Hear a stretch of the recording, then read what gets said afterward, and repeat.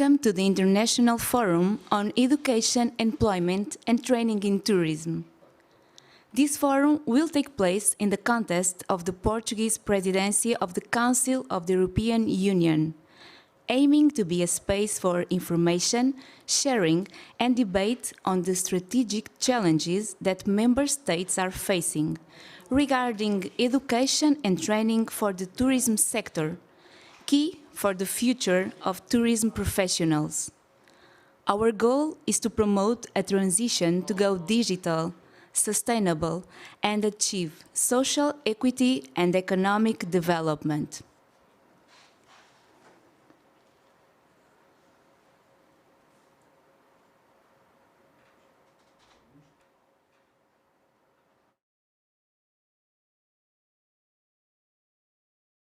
Good morning. My name is Pedro Cisa Vieira, and I'm talking to you as a member of the Portuguese government and the minister in charge for tourism. I am talking to you from within the walls of my home. I am myself in confinement, having tested positive for COVID-19 very recently. And I have been reflecting on our shared experience this last year, as the pandemic has impacted on the way we live, on our societies, our economies, and the way we look into what makes us a polity and a community. We have been also reflecting about what we miss most. And certainly these last few days, I've been reflecting upon large spaces, upon going to a terrace and having an espresso, taking advantage of the sun and looking at passers-by. I am hoping to travel again, to go to beaches, to visit museums, to have these shared experiences, which are one of the most precious parts of our lives and which makes us European citizens also feeling that we are part of something larger than our city and our country. As we reflect on these things that we miss, we also reflect on the future. And we're very much looking forward to the time when we will start to travel again, the time when we will start to be tourists again. And certainly, we will start by being tourists in the nearest destinations. Certainly, tourism will come back and will come back strongly once the restrictions have been lifted.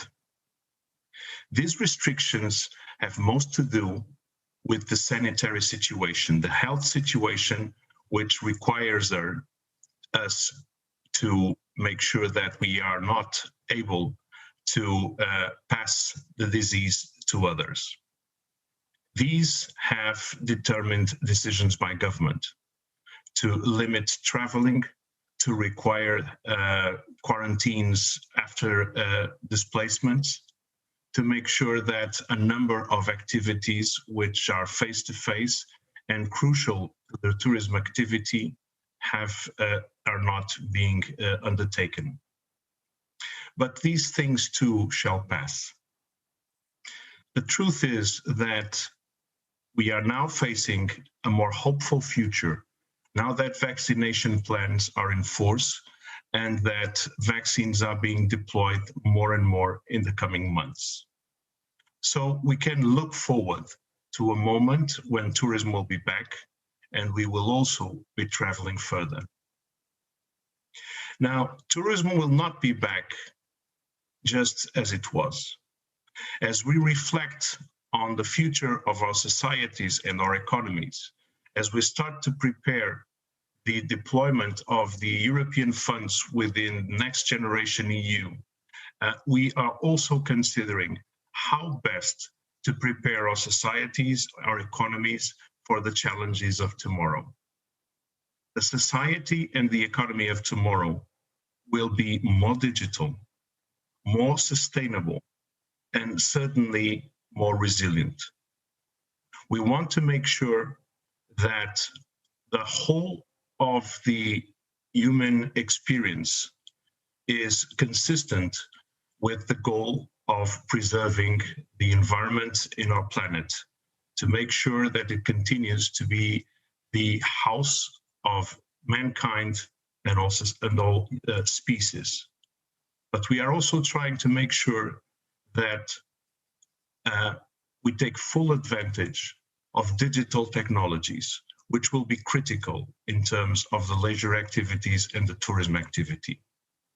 How we select destinations, how we purchase, how we pay, how we get information about the destinations we are finding ourselves at, how we are managing our companies, how we're taking advantage of the information we have about our clients to provide better service, how we manage income and operations, how we connect with suppliers, how we connect with other activities which make part of the value chain.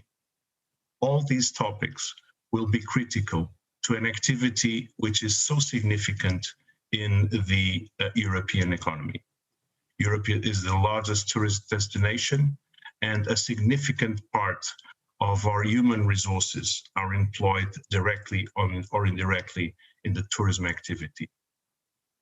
So, as tourism becomes more and more important to the European economy, it is appropriate that the Portuguese European presidency takes attention into the tourism activity. How we start again and reboot our activity, which has been so much been impacted by this pandemic. But we are also trying to make sure that the level of investment that we allocate to the skills of the human resources employed in the sector are up to date in respect of the critical skills which will be required to the future of this activity. The human resources which are skilled in the digital technologies, both in terms as using them in the day-to-day of their activities, or preparing the infrastructure which will be required to have more competitive, resilient, and sustainable activities, will be critical. Which is why we have found it useful that in the context of this presidency, we hold this forum about the intricate and inevitable connection between training, education, and the industry. I hope we will have a very fine work this today, and I wish you all a very good 2021. Take care and good health.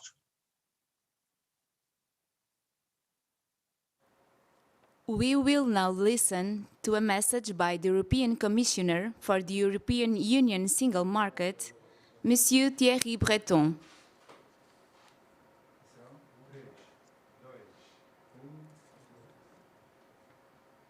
I would like to thank the Portuguese Presidency for organizing this forum. Europe is home to a vibrant tourism ecosystem. Since the onset of the pandemic, this has changed. The entire ecosystem, the businesses and the people working in tourism, suffer profoundly. Absorbing the economic impact of the pandemic will be not an easy task. Together with the member states, we are working to bring relief, balancing public health concerns and protecting businesses and jobs.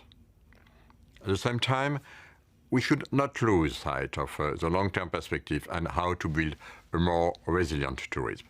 Today's discussion is therefore very timely. We need a double goal: act in the short term and push long-term investments for the much-needed transformation of tourism along a green and digital path. We have the means at the hand. Next Generation EU, our recovery instruments,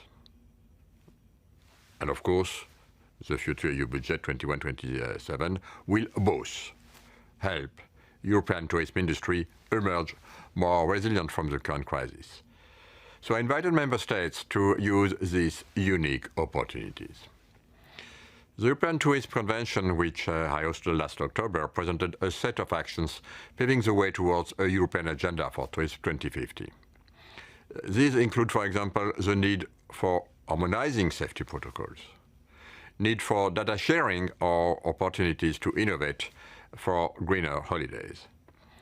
To support an inclusive recovery, the Commission launched the EU Pact for Skills. Last October, I hosted, together with Commissioner Schmid, a roundtable with tourism stakeholders to discuss the best approach forward. Everyone agreed that the crisis can act as an accelerator in the transformation of the tourism sector. Another main outcome was that industry, public authorities, social partners, education and training providers should join forces. They are encouraged to pool expertise, resources and funding towards concrete up- and reskilling actions, while the Commission will contribute as networking, knowledge and guidance hub. The task is immense. Around 17 million jobs and the prosperity of more than 2 million businesses are at stake in a sector that is part of the European way of life. The Commission stands ready to support these efforts. Together we can build the tourism of tomorrow we all want for Europe and its people. So I would like to wish you today a very fruitful debate. Thank you. Portuguese Deputy Minister of Labour and Vocational Training, Mr. Miguel Cabrita, will now share his views.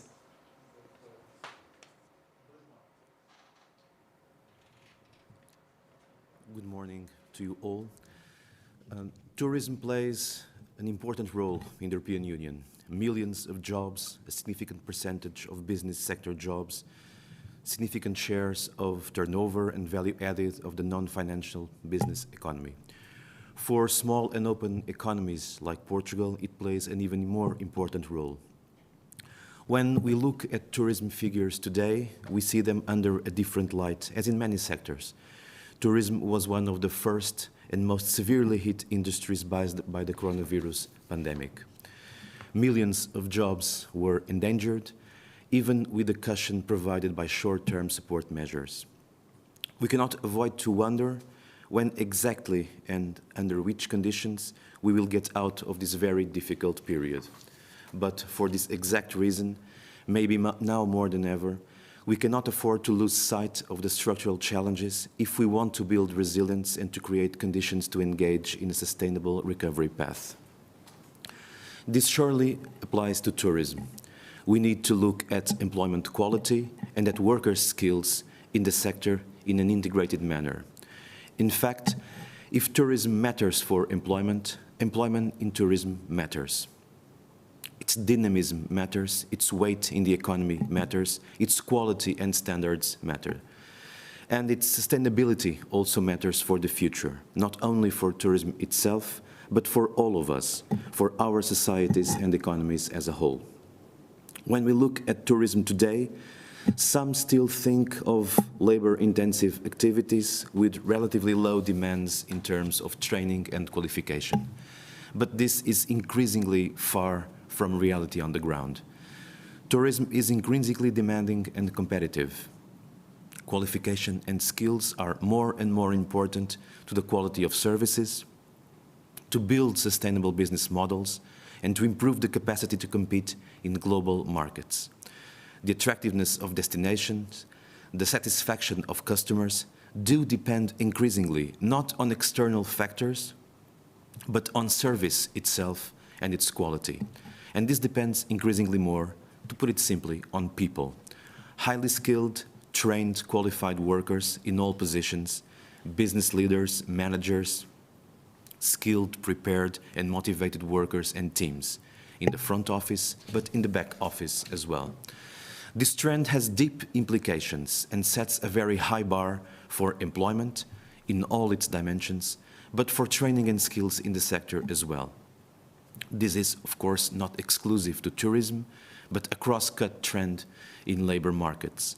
Profound changes in the world of work require a swift adaptation of skills, require strong and modernized education and training systems, especially in vocational and education training systems, and also an increased participation of workers and employers.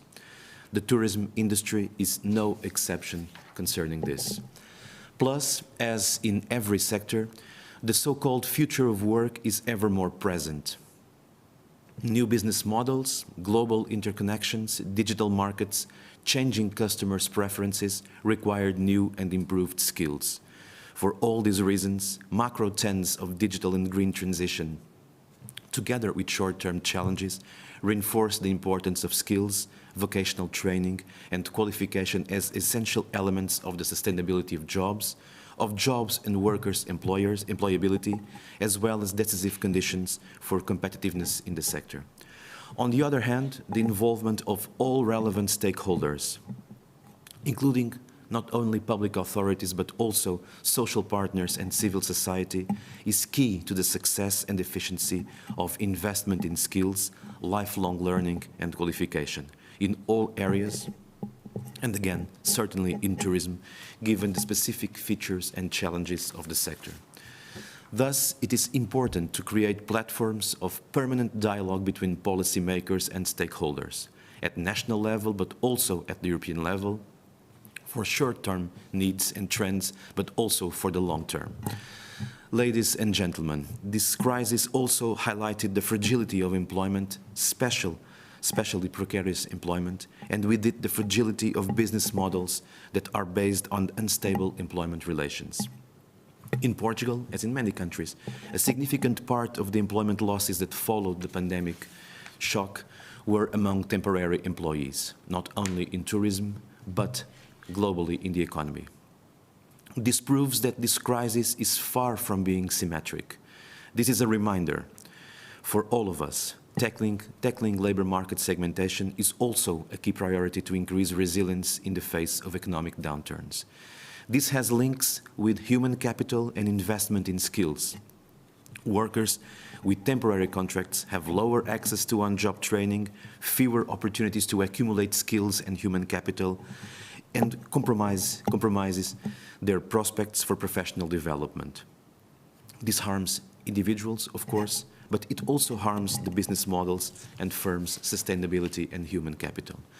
Therefore, promoting adequate employment standards and reducing labor market segmentation is a key structural element to promote the sustainability of different economic activities and also to achieve progress in education and training. This is why promoting decent work and improving qualifications are among the top priorities of the Portuguese authorities, and building resilience in the tourism industry is at the intersection of these two dimensions. We must be committed with investing in upskilling and reskilling in this sector in the best interest of us all as a priority for the future. Dear friends, to conclude, the reflection on employment and skills is key to face our structural challenges, present and future, short and medium to long term. This is why the promotion of employment growth, decent work and the future of work are among the top priorities of the Portuguese Presidency of the Council of the European Union, and why also new skills and innovation will also be a key component of the European Social Summit scheduled for May. Make no mistake, because especially at present, we cannot afford to make mistakes or waste any time. Recovery in the tourism sector will only be strong and resilient and sustainable if we invest both in skills and in employment quality. I wish you a day of fruitful debates. It is now time to listen to Mr. Zurab Polo-Likashvili, Secretary General of the World Tourism Organization. Bom dia, Your Excellency Pedro Cisa Vieira, Minister of Economy, Your Excellency Ms. Rita Marquez, Secretary of State for Tourism, distinguished guests, I send my warm greetings to everyone taking part in the International Forum on Education, Employment and Training in Tourism. I would like to thank Minister Cisa Vieira and Secretary of State for Tourism, dear Rita Marquez, for inviting me on this important forum. which comes at a crucial time for our sector. I also take this opportunity to wish Portugal success as President of the Council of the European Union. At UNWTO, education and training for tourism is one of our key priorities. To support growth and to make tourism more competitive and sustainable, we need to invest in our sector's biggest asset, people. Through education, we can build a tourism workforce that meets both current and future demands. This is especially important as we work to restart tourism. The pandemic has had a huge impact on the sector. International tourism is back to the levels of 30 years ago, and between 100 and 120 million direct tourism jobs are at risk. Tourism education can unlock opportunities for many, especially for those who otherwise would be left behind. I would like to commend Portugal for taking the initiative and the lead here. This forum shows the commitment of destinations to develop the abilities of tourism professionals as well as to share knowledge and tools. It shows tourism is ready to meet the new reality. It is important that we stand together during these difficult times. We are stronger together. Once again, I congratulate you for taking the lead in this important topic. Thank you, and I wish you all a productive day. Obrigado.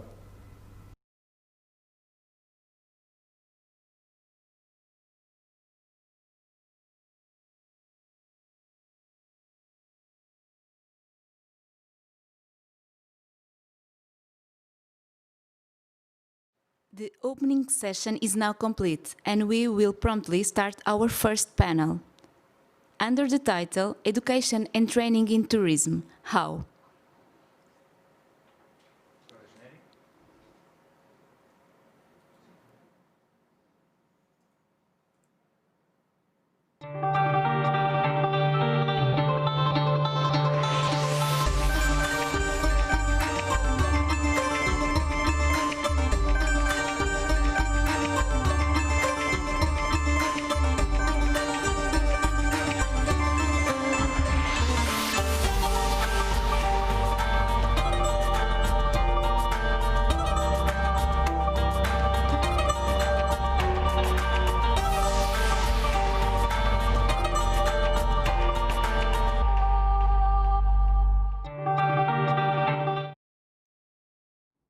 With an intervention by our keynote speaker, Mr. Carlos Moedas, member of the Carlos Gulbenkian Foundation Administration Board and former European Commissioner for Research, Science and Innovation. The panel will be conducted by our moderator, Ms. Mariana Barbosa.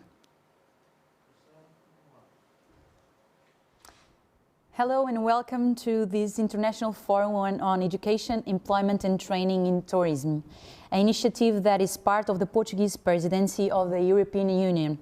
I'm Mariana Barbosa and I'll be your host and your moderator on these discussion panels. Today we're going to have two roundtables and we're going to talk about the present and the future of tourism. This is our invitation to you. So with no further ado, I would like to introduce our very first guest. Please welcome Carlos Moedas, Carlos Gulbenkian Foundation Administration Board member.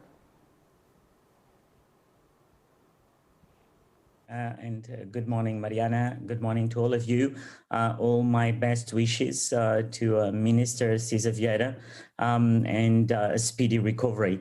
It's a great pleasure for me to be here. I've been in so many of these events over the years as a commissioner, and I think that the presidencies are really one of the most important instruments of the European Union as a whole. So all the best wishes for the Portuguese presidency. And thank you very much for inviting me, especially for this moment. I've talked before in events around tourism, even if my responsibility was not about tourism at the European Commission. And I think that people sometimes don't realize the importance of your industry in Europe. The fact that before the pandemic, we expected to create more than 5 million jobs in the tourism industry in the next 10 years. And I think that people don't realize the 10% of GDP of the European Union that depend on you directly. And so most of the conferences that one goes talk exactly about the fact that you have a huge economic impact. And I think when you talk about education in training, when you talk about what you will do, I think we should focus also beyond the numbers. And one day in one of the conferences that I was in the European Union, I heard Mr. Taleb Rifai. He was at the World Tourism Organization, and paraphrasing Kennedy, he said something like that. We should not only discuss what we can do for the tourism industry, but what the tourism industry can do to change the world for better. And I think that the tourism industry has already changed the world for better, and that you will play a very important role in the years to come. And why and how?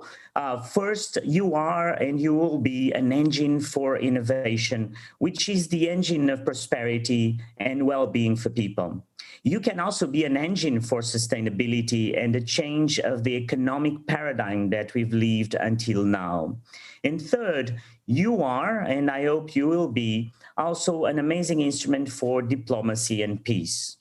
But let's start with innovation. I think that everybody knows somehow that your industry was much better than other industries. You integrated the digital world much faster than other industries that we know.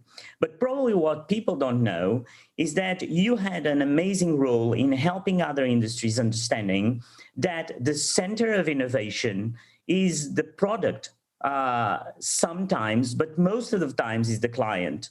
That the center of innovation can be the service, but more than a service is the experience. And everybody remembers the big quote from the creator of the REITs when he said, the client is never wrong. And I think in innovation, we can say that the user is never wrong. Secondly, I think that your industry understood before others that innovation is not only about technology. Innovation is not the invention, it's the ability to transform processes, is the ability to have design and marketing on the top of a product to create that experience that is the base for changing the life of people. A lot of you must know the story of that hotel manager 50 years ago that one day in the morning he had not enough employees to serve the breakfast, and he basically, in a whole moment, an inspiration moment, decided to put the breakfast on a table at the center of the dining room. And that was that inspiration that created what we call today the buffet breakfast. At least is what the story tells us. So that ability of your industry is really on the top of what innovation is. And so you should be a leader on that change for innovation and a better world. Second, sustainability.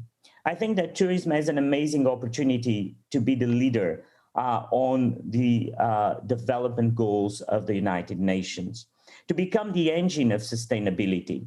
And one day I heard Richard Branson talking about the famous Juan Trippe, the CEO of Pan Am, that in 1945 decided to change the aviation industry by putting a touristic class in the flights from New York to London. And with that, Juan Trippe changed your industry. He created tourism as you know it today because of that touristic class in aviation. So in the same way that aviation changed your industry, I think that your industry can change and should change aviation in the next years to come. 2 years ago, the Minister of Norway, we met, and he took a flight on an electric plane around Oslo.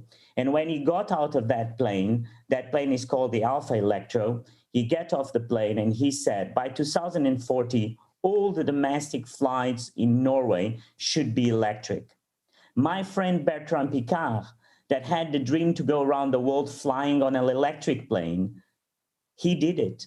He went around the world with an electric plane. And that is the change that your industry, because people would like to travel, but they want to be sustainable. So the next generation will put pressure for that change. And so this is just one example of the pressure that we'll put on to change the whole industries that are around tourism, and that you would have to be the leader of that change. And finally, I think that you are an amazing instrument for peace and for diplomacy, not only on a public dimension, but also on a private dimension. On a public dimension, and there's a very, there's a couple of studies that I read before when I was a commissioner, showing that countries that have more tourism are more open. That countries that have more tourism are more open-minded and open to foreigners, open to people coming to their countries. That's normal. It's part of that. But more than that, if you read about conflicts, if you read about the conflict of Kashmir, I think that the industry of tourism played an amazing role, because it was that industry that put pressure on the governments to avoid conflict. Because your industry doesn't want to have military conflicts. That was the case of Kashmir, that was the case of Panama, when one needed to demilitarize Panama. It was the role of the touristic industry that put pressure on governments. But more in a private dimension, what can we say? I mean, we could paraphrase Mark Twain when he said that traveling is fatal for prejudice, intolerance, and narrow-mindedness. Broad views, healthy views, open-minded views cannot be acquired staying in our corner of the world all our lives. So tourism is doing an amazing role today in these forefronts.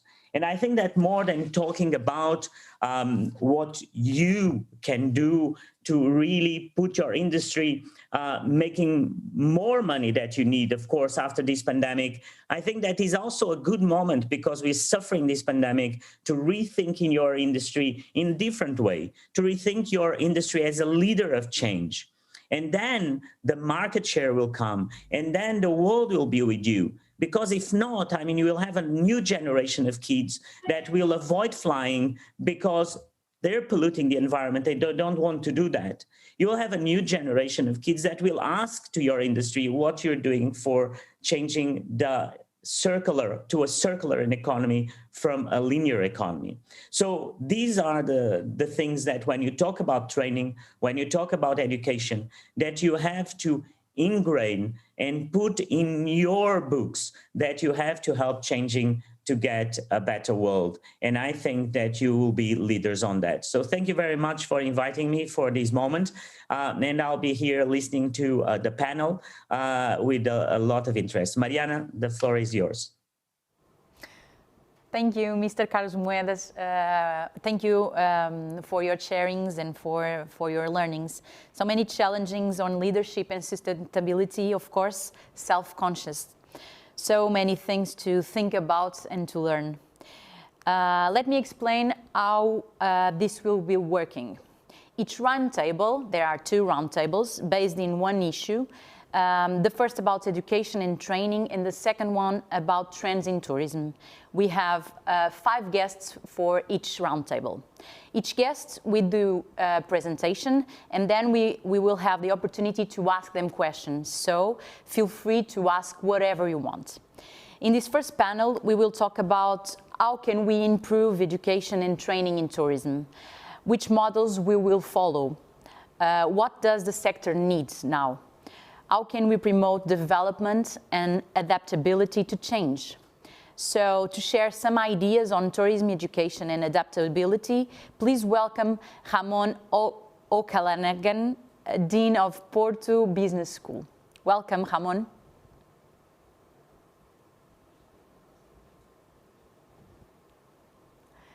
I think we have some technical issues, right?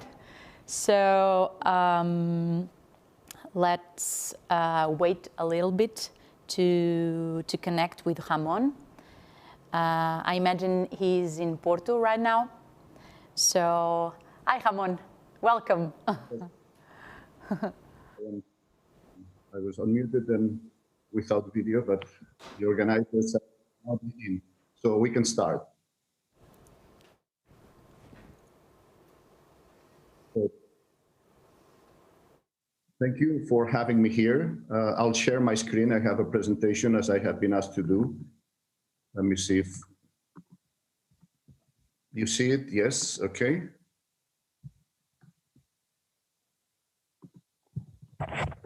Okay, so we'll be talking about the impact on the industry, plus some opportunities for the future, the industry being education. So,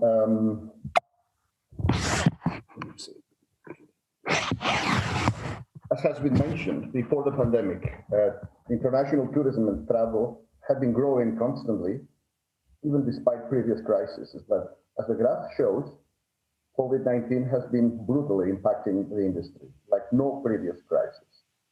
The UN World Tourism Organization estimates a loss of about 1 billion in international tourist inflow in 2020. The World Travel Tourism Council estimates a loss of about 50 million jobs in the industry worldwide. In Europe, the impact is huge, about 20 million jobs lost. This is about 40% of all jobs lost worldwide. And as has been mentioned before, the loss of jobs is most painful in those countries that are highly dependent on tourism. More specifically, where the share of tourism employment to total employment is highest. As you can see in the graph, by this measure, the most affected countries are Portugal, Greece, Croatia, and Cyprus, all above 20%. Moving forward, we see two major trends. One is digital technologies transforming the industry, and the other one, again, as has been widely cited before, a well-trained workforce to adapt to the new context. Regarding technology, it is obvious that the digital transformation will be accelerated. We are already seeing that in other industries. Teleworking, flexible processes, fluid organizations, redesigned value chain, and new business models. In hospitality, we will see more contactless technologies and an increase in digitalization of customer interaction. But despite the increased digitalization and automation, the industry will continue to be as human intensive as always. Therefore, human capital, will be the main driver for creating value in the post-COVID phase.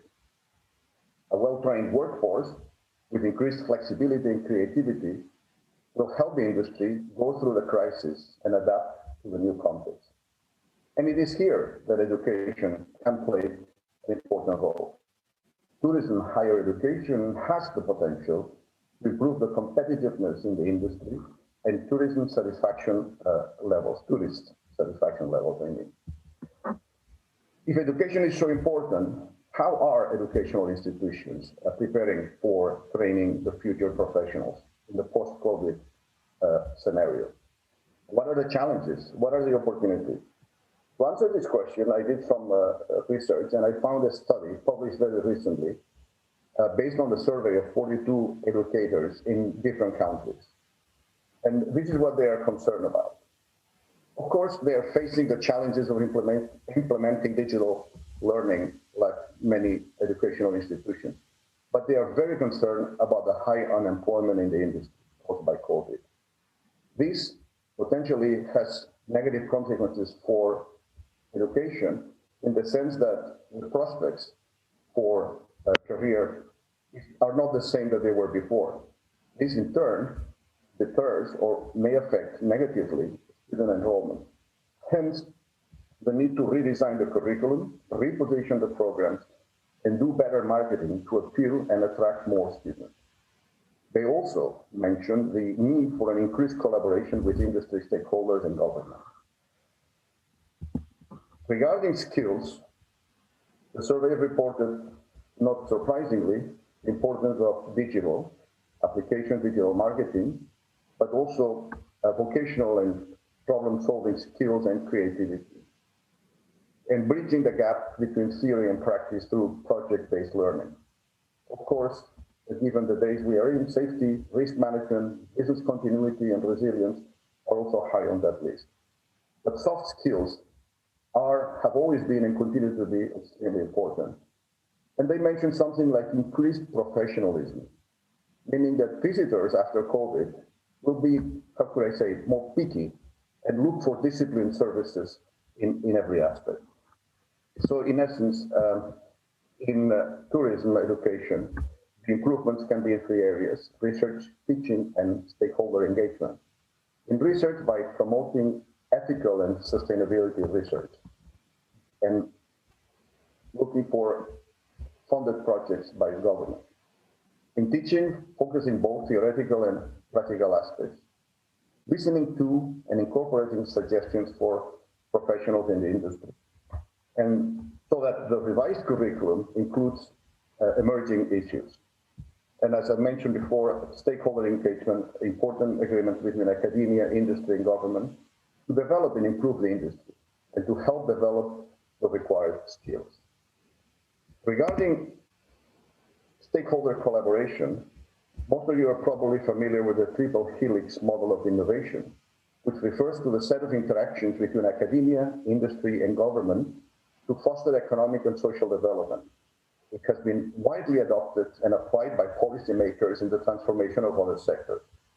The idea here is to adopt this framework for the tourism industry, taking into account the EU priorities for digital and green investment. The EU Recovery and Resilience Facility will make loans and grants available to mitigate the economic and social impact of the pandemic. But these funds come with some strings attached. They are meant for investments to make European economies and societies more sustainable, resilient, and better prepared for the challenges and opportunities of the green and digital transition. The tourism industry can and should capitalize on this opportunity. The model is extended to include two other actors. The fourth actor is the wider community. After all, we are all travelers or tourists. And the fifth component is the natural environment, the socio-ecology. In total, this results into a quintuple helix or penta-helix model. With the helix model, academia, government, and tourism industry can collaborate and utilize the EU funds to prepare for the green and digital transition. They can also use media platforms to combat tourists' fear of traveling post-COVID and attract students to take courses that help them develop crisis management skills and other skills for the future. In summary, higher education can play an important role to improve the industry post-COVID. We need to prepare and train tourism professionals to be resilient through the crisis and adapt to the new context. The curriculum must incorporate three key subjects: risk management, digital transformation, and soft skills. The new courses may need to be repositioned and better marketed to attract reluctant candidates. The emphasis on practical training must persist. Learn to do, but also learn by doing. But students should also be involved in research projects, at least in higher education. Finally, the engagement and collaboration with stakeholders is crucial, as has been mentioned by previous speakers and as explained in the penta-helix model. Allow me to conclude and say a few words about our institution and what we do at our institution. Porto Business School is the unit of the University of Porto that specializes on executive education, and we offer MBAs, graduate programs, and open executive programs and customized programs for consulting and consulting for corporate clients. And we have a successful program on tourism and hospitality management that focuses on hospitality, hotel operations, restaurant business, and event management. It includes general management courses, as well as digital operations and sustainability, with a focus on local heritage and social inclusion. It encourages participants to think big, to take risks, and put ideas into practice. It also stimulates creativity by developing real projects. With a strong entrepreneurship focus, the program provides the tools that allow participants to start their own business. The program has a long history and a strong track record. With 15 editions, it is the oldest in Portugal. It has more than 270 alumni. Interesting to note that 20 participants are from the industry, but 80% are from other backgrounds. These are people who want to change their lives by embracing projects in tourism and hospitality, and they need the skills to do so. We have students from all over the country, but also other countries Russia, Colombia, Spain, Italy, and also the Portuguese countries. The program has had a significant impact. More than 50% of our past students have already realized their tourism projects. There are service companies, hospitality business, restaurants, bars, and the program is growing. In 2020, the 2024 intake, we have experienced a 25% increase in the number of applicants despite COVID, or you could say even because of COVID, given that people would want to come to our school to get the skills necessary to manage the transition. So I would say that our success lies in our ability to be in tune with the tourist business, both nationally and internationally. We try to anticipate, not just follow or adapt to existing trends. As our program director likes to say, we help create the future. In anticipation of the future, we have already introduced important changes like digital marketing, booking technology, booking platform technology, best management practices, benchmarking, and national and international success models in the hospitality, events, and management. So, in essence, we strive to be relevant. We do it by listening to and working with the industry so that our participants get useful training and value for their investment. And finally, I'd like to conclude paraphrasing two historic figures. You probably have heard that one before, but Churchill never let a good crisis go to waste. And Kennedy, second time that we cite him today, he has this wonderful quote, when written in Chinese, the word crisis is composed of two characters, one that represents danger and the other one that represents opportunity. So I hope that we can all get out of the COVID-19 danger quite soon and start focusing on the opportunities ahead. So thank you for your attention. Thank you so much, Ramon. I have only one question because we are running out of time. So to wrap up this presentation, and with this unpredictable crisis, what would be the key challenges to higher education in tourism for the next few years? You're asking me directly, or is it a question for the panel? It's a question to you. So the challenges are at different levels, I suppose, depending on, you're talking about the vocational skills, as we've talked before, and there are management skills. We are a school focused on management education. And what we see is the importance of people to be more creative, to be more professional, as I said before. So there's a lot to be said for having well-qualified and trained professionals. So I think we all have a joint responsibility. As I said, there are different levels of education.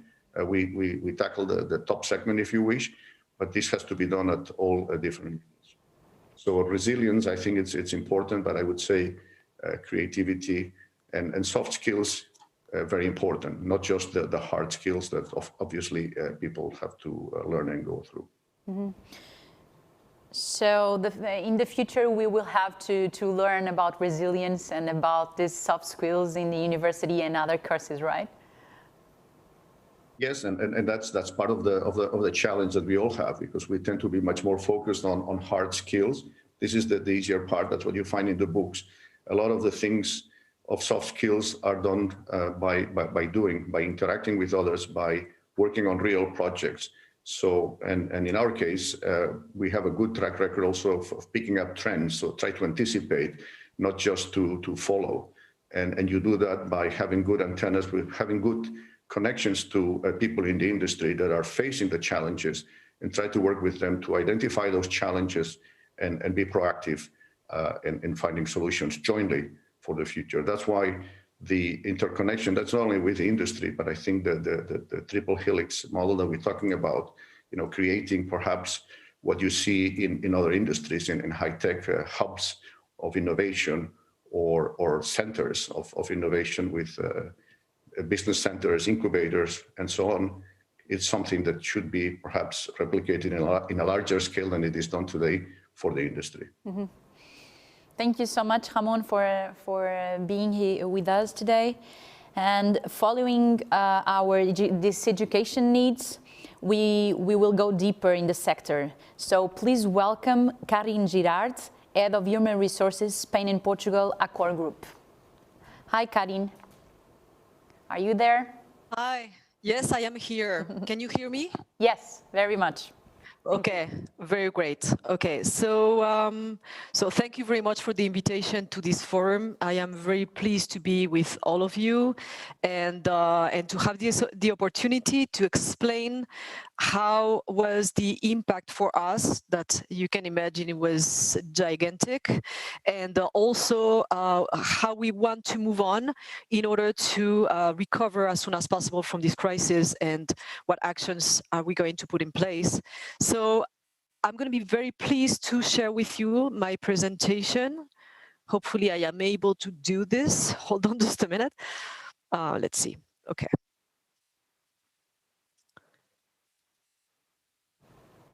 Please let me know if you can see it. It. Okay. So the presentation is very much explanatory, because we really want to move forward. This has been such a difficult year. Unfortunately, we had to do different labor actions, because it was impossible to maintain all the employees working 100% of the time, as you might know. And this also, of course, has affected very much the environment. And this is why we want to move forward and do all the actions to be ready for what's coming up next, and we wish to be recovered by the summer. Although we are living in such an uncertainty that we don't know what's going to happen. But in any case, we want to move forward, and I would like to present you pretty much what we have been doing from now, and especially what we're going to do for the future. So I'm going to try to share the whole presentation. Do you see it very well right now? Yes.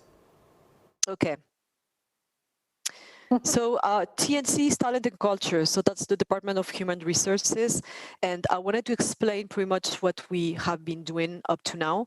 So the main role that we have in Accor, we have 135 hotels and around 2,000 employees as a whole. Half of the hotels are managed, which means Accor is managing directly the hotels, and half of it is they are franchises, which means they are different owners, and they just take the brand and the distribution and all the services related with sales. So what we do is support the business, and of course train and develop hundreds of Accor employees and from the hotels. We have a really large training offer, and we focus on especially all the operations, the revenue management, client experience, talent management, and leadership. And we make a lot of tailor-made programs, as each one of the hotels has a very different situation, and also it's located in very different parts of the peninsula. Then we work with all the partners, which are the owners, all the employees, and also the directors of each one of the hotels. And we also implement a lot of motivation programs and hospitality programs, because this is the key of the success for Accor, to be very much close to the clients and also to the employees.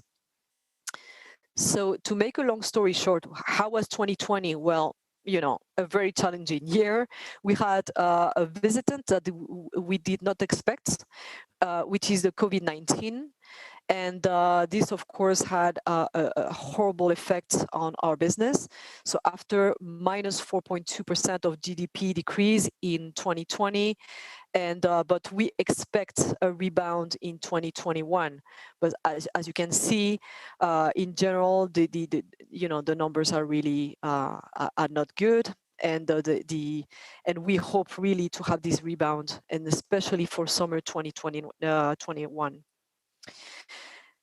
At that time, well, it has to be, now we have more vaccines, we have Moderna as well, we have a couple of ones, but many of them in December were approved for emergency use, and now all the vaccination campaigns are happening in each one of the countries.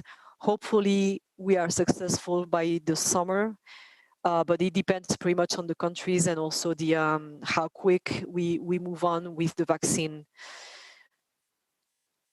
So what happened during this period? Of course, the way that we have to work has changed a lot. So for the head office, for example, for all the offices and the back offices, everything changed. We have been working in remote. We also try to think about ways to work without so much occupancy in the buildings, and at the same time we needed to motivate the employees, because it's really hard when you have to work from home for a long time to keep on having the motivation, because people need to socialize. This is the human nature. So we had to find the right balance to maintain the motivation and to move forward. For the hotels, with thinking forward, we think we have many different opportunities to reinvent the business. For instance, with the co-working, using the meeting rooms in a different way, private offices, like using the bedrooms and also the meeting rooms as private offices. So we are working with different solutions with Wojo, which is the co-working company that we have in Accor, and also to, at the same time, to offer the best quality services. So business-wise, we are trying to reinvent ourselves, because this has been a long crisis and is not over yet. So we need to try to reinvent. And for the in-hotel office opportunities for corporate clients as well, we try to make tailor-made solutions and increase also the employee satisfaction with these new projects. So what's going to happen? So what about us, like employees? Because we're thinking again about how to boost the business, how to increase the sales, the revenue. But of course, this cannot be done without motivated employees and with a strong state of mind. So what about us? I mean, the most important thing when we have a crisis, even if we don't have a crisis, but the most important thing for an employee is, okay, so I'm working in this company, I know we have a crisis, I know that we have to increase our skills, we have to increase the motivation and so on, but what's in there for me? So the number one question that employees have is, okay, what's going to be my future in this company? What tools I'm going to be offered? What is my career plan? So what's in there for me? Not only for me, but also for all the teams, like the leadership team, how they are going to manage these situations.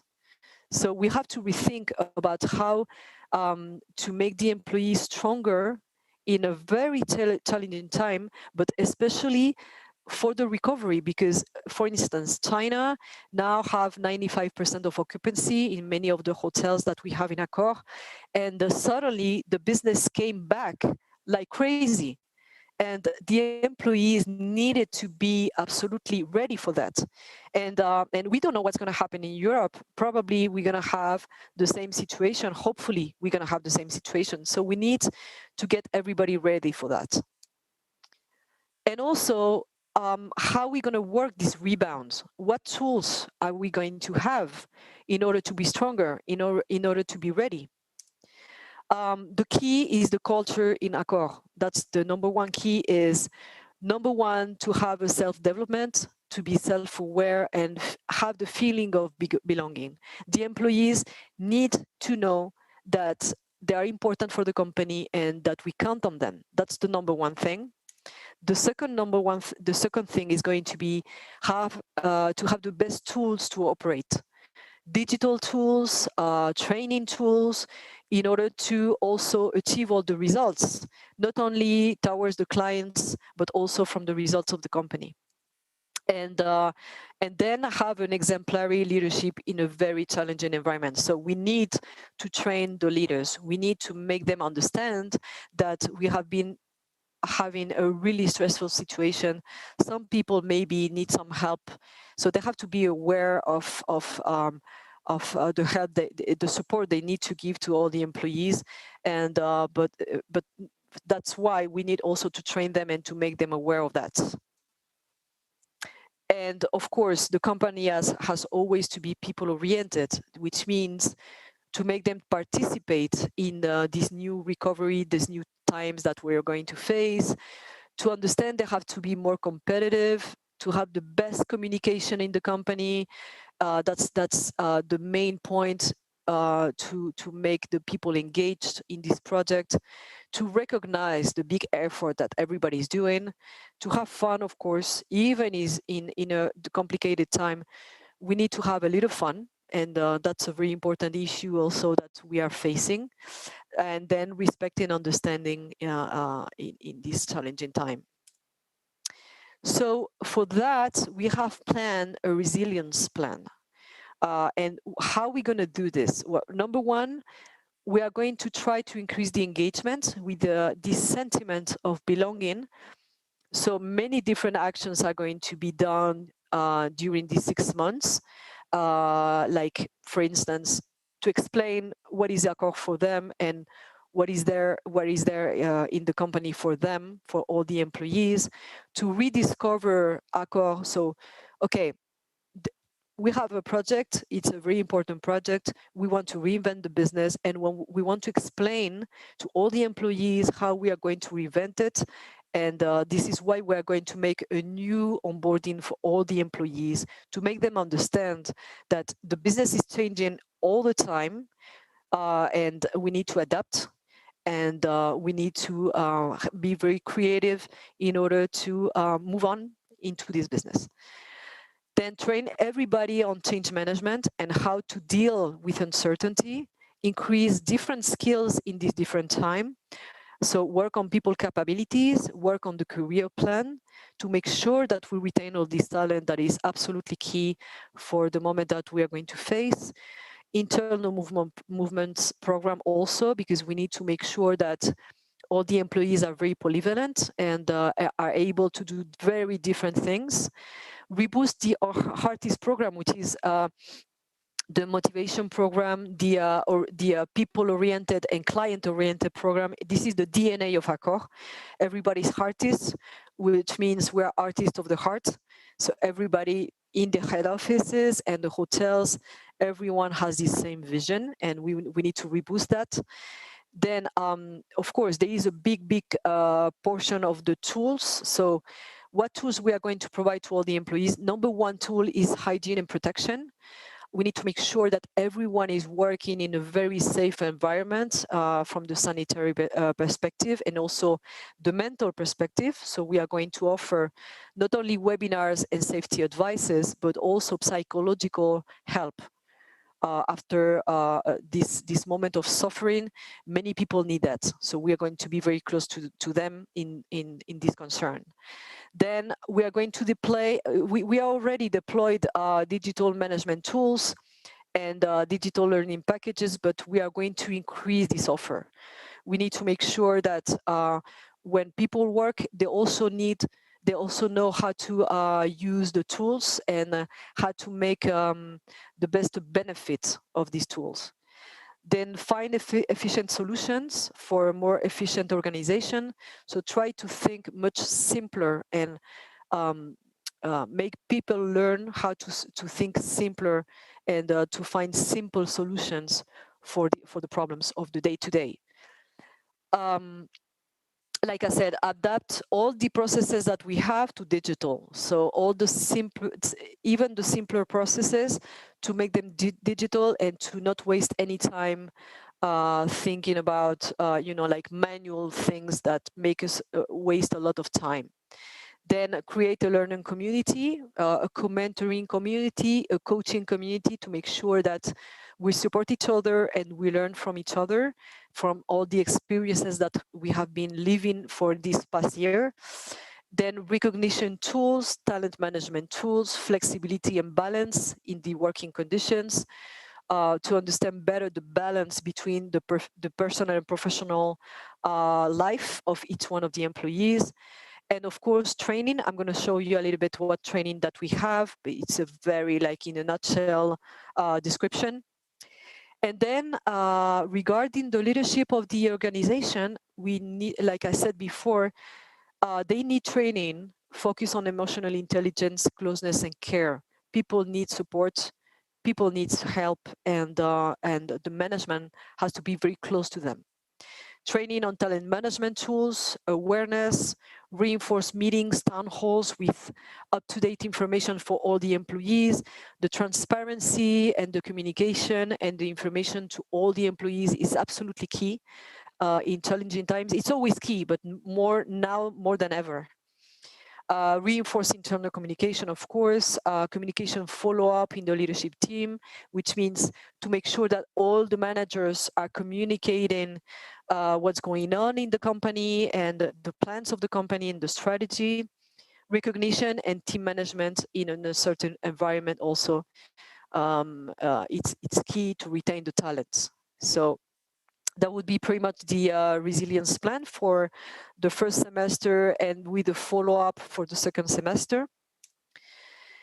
And so I put a couple of slides in Portuguese, okay? So the orientations of training 2021, the 3 pillars that we are going to offer to all the employees from the hotels and the head offices are going to be the back to basics, to make sure that everybody knows the brands, you know, they know how to attend the clients, and of course all the security and the sanitary training that they're going to need to face this COVID-19 situation.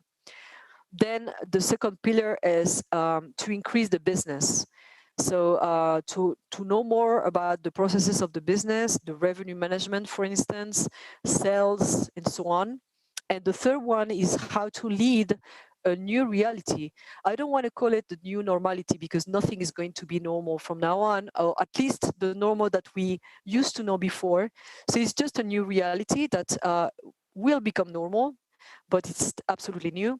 And we need to be able to have the best leaders for you know, teams that are going to be much more reduced probably, and also how to deal in a very uncertain context that didn't finish yet.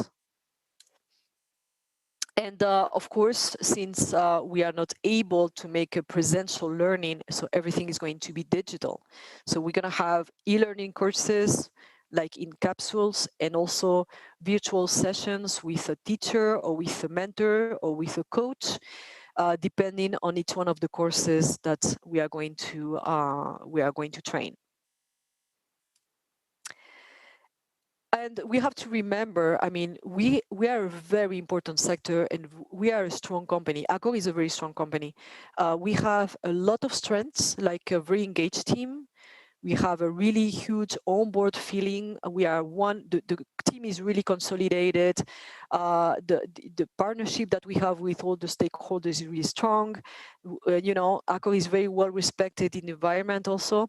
Then also we are very proud to have many different strengths in, for instance, in diversity, or also in talent. We have made many movements and promotions in 1 year. We have many mobility opportunities within the group. And also there's more and more balance between men and women in different positions, and especially in management positions. But we have many challenges in front of us. And this is why I explained before the resilience plan. But we have to be aware of these challenges. And we have to be aware that we need to face them and to recover. So in spite of the situation, the employees, they need to be engaged. And this is why we're going to work very closely with them. Then to have a balance between personal and professional life, that's really important, because otherwise people are not happy and then they cannot do a good job. That's for sure. To have an employee and employer branding in spite of a really complicated situation, and of course to be efficient and to move forward into the business. I believe we can do it. Okay, and we have a winner there that I guess you all know, right? Vamos lá, we're on fire. I'm sure that we're going to make it, and we look forward to succeed during this 2021 year. And that's pretty much it. So if you have any question, maybe, or any comment. Hi, Karin. Thank you so much for your sharings. I have two questions that can be resumed in one, I guess. So the first one is, with all this information, contradictory information, and new measures every day, how was it for you to manage, in one way, the measures and all these adaptations, and the other hand, the emotions and the people you manage? And the second one would be, what will be the key skills to the new worker on the future of tourism? Okay, so to answer to your first question, what we did always was to be very transparent with everybody, okay, about what was going on in the business, because people need to be aware that the situation has changed totally. They were aware already, because many of them, they were, you know, in layoffs, for instance, in Portugal, because if there is no business, there is no point. It's totally pointless for people to be there, of course. So they were totally aware of that. But in order for them to know pretty much where we're going, we were very transparent in the communication, and also we made sure that people understood that Accor is taking a lot of care of the sanitary conditions. So they feel free to work, and they feel safe to work in the organization, knowing that all the measures were taken. And of course, we, to make sure that we found the right balance between the measures and also the motivation and, you know, the strength for people to still go and to still work in the best way possible, what we did was a lot of training and a lot of town halls, and like I said, a lot of communication, and to explain how, for instance, for the summer, we had the reopenings of many hotels. So we explained really precisely with all details how we are going to make the reopening. And at that point, we had many different courses regarding motivation and sanitary measures. So we tried to be really close to the employees at that point. And then regarding the skills, well, I think the most important one is, you know, to be adaptable, to be adaptable in the sense that, you know, situations can change very quickly, and it's still changing all the time. So we need to make sure that we can adapt to each step of this crisis, and for the future as well. So that would be, I think, the most important one. And the second one is resilience.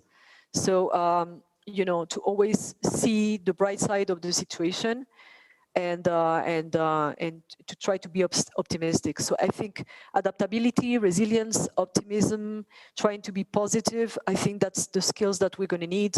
And to try to simplify the processes, to try to make life simpler to the employees, life simpler for the colleagues and for the clients, and to move on quickly. So that's, at least in my experience, I think that we need people with these skills in this industry. Okay. Thank you so much, Karina, for your time and for your sharings. Thank you. Now, back to our panels. We have Bettina Neubauer, Head of Quality Management and Concepts from TUI, Germany, the group. Hi, Bettina. Are you there? Hi. Hello. Can you hear me? Yes, we can hear you. Thank you. Hello, thank you for inviting me. I will share my screen.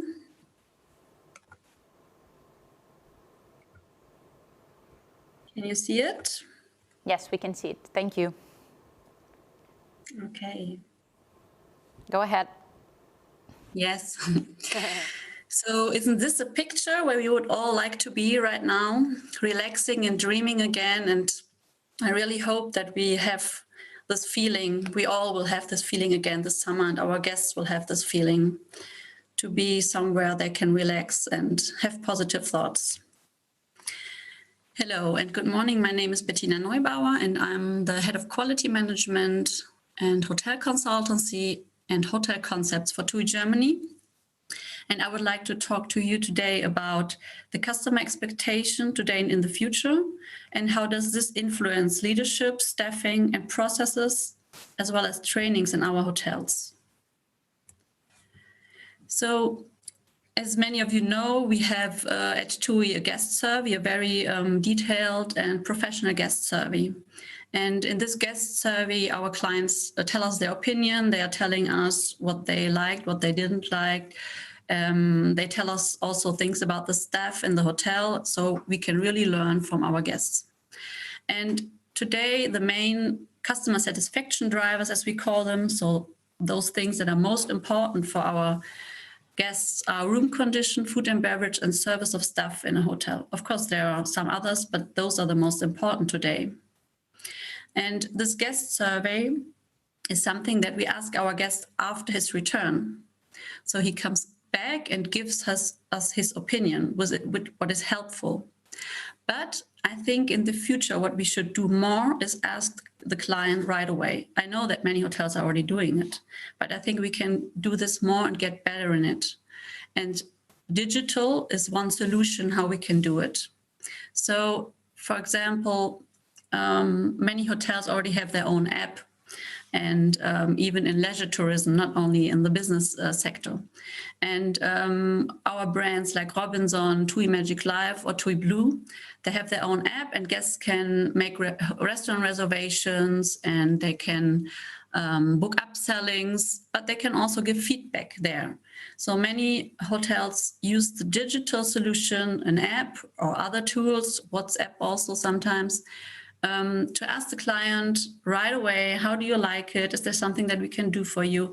And I think this can make the client happier in the moment. But it means that the staff has to be flexible on that moment as well. So the after travel survey stays important. Of course, we will always do that. But digital and being flexible will be important in the future. It already is. And the digital and flexible topic really belongs to the health and safety topic, or we can connect them. Because we saw last summer when the crisis erased that many hotels already connected the digital topic with health and safety to make the client feel safer. So what you could do, for example, many hotels did an online check-in, so there was no contact involved anymore. So it really enables processes and services without physical presence, and that helped a lot. And I think that there are many hotels who can go more into detail in this topic. Of course, the digital topic is something that will become more, but the human factor will stay important. It is a person who solves the problem and who makes the people happy. An app may tell what is the problem, but a person comes to our clients and helps with a smile on his face, ideally. So these are some of the factors. And of course, as mentioned before, sustainability will stay important. And the topic of health and safety and sustainability, I think in the future has to work better together. Last summer, we had a lot of clients that commented on sustainability because they were overwhelmed by health and safety, but then they commented, unfortunately, there were more plastic used, more single-use material, which was obvious, and the hotels had to do it. But I think that is something that we have a look at this summer, or even for the future, of course, on the long term. So all these main drivers that you see on the left side, room condition, food and beverage, service of staff, of course, they stay important, and they will always be important. But in the future, digital, health and safety, human factors, sustainability, and of course, many others will also influence the hotel management and the trainings, and our TUI brands as well. And we as a hotel consultancy, we offer trainings in all these areas. We offer trainings, of course, in room condition, food and beverage, service of staff, but also leadership trainings. We do mystery checks, and we sell different analysis. And of course, we will also be flexible in the future and include in our trainings the topics that are digital or health and safety, etc. But we will also keep training our hotel partners and talking with our hotel partners about the main satisfaction drivers, because they stay important. So the customer feedback and the topics that we raise from it really influences the processes in a hotel, the trainings, the leadership, and the personnel. And well, why personnel? Personnel is a very important topic, and I would like to talk about a new generation. Of course, there's not only this new generation, but if we look at, you can call them millennials, there are different names for them. Let's say the 20 between 30, 20 between 35-year-old people. Many of them are more demanding. They're not accepting everything anymore. So they have a different mindset of maybe older or other people. And the key factor here is the leadership. The leadership, they have to know this new generation. They have to have development programs, retention programs. They have to listen to the people. And furthermore, of course, they have to know this new generation and approach them. And of course, our guests, more and more of our guests will belong to this new generation. So we all have to know everything about them regarding staff and also regarding our guests. And all this feedback and all these new topics, of course, will influence our trainings that we offer to our hotel partners. We will change our trainings, of course, our products. We are in strong contact with our guests, with our hotel partners. So all these factors, health and safety, of course, will be the important factor of the next years. And after the Corona crisis, it will stay important, but also the digital topic and the human factor and sustainability. All this will influence our partnership, our work with our hotel partners, our products, and of course, our work with destinations. We work with tourist boards and hotel associations. And I know that these times are difficult to invest, and it's a crisis time, but there was a consumer survey of last year, and the most important reason for people to choose a travel company in 2020 and 2021 will be quality. So the hotels have to invest in quality now, because quality will remain the key for success. And thank you for your attention. If you have any questions, please ask me. Thank you, Bettina. Thank you so much for your sharings. I have one question. I would like to know, in your opinion, what would, how can hotels and groups attract new talent and make the sector as sexy as it was before the pandemic era? Please, if you can share some ideas with us. Yes. I think it's very important that we listen to the people, that we are working closely together, and communication is the key. As Karine said before, you have to stay in contact with the people, even if they're working in home office. And of course, you need attractive programs like development programs. But if you listen to the people and if you're in strong contact, then you already know how they feel and if they like to still work in your company. So this is very important. And of course, I think you have also integrate talents in defining new strategies for the restart. So once the business gets back again, leadership or the leaders should not work on their own. They should involve their personnel. That's very important. Mm-hmm. Thank you so much, Bettina, for being with us today. So next speaker is Peter Axon, policy analyst for Regional Development and Tourism Division of OECD. Hi, Peter, are you there? Welcome. Yes, I am indeed. Thank you very much. I will share my screen as the other speakers have done.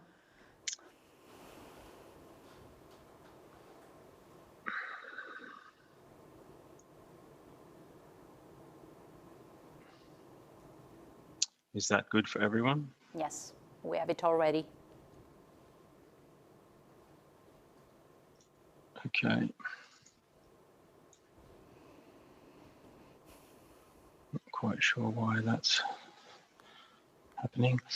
Okay, so thank you very much for the opportunity to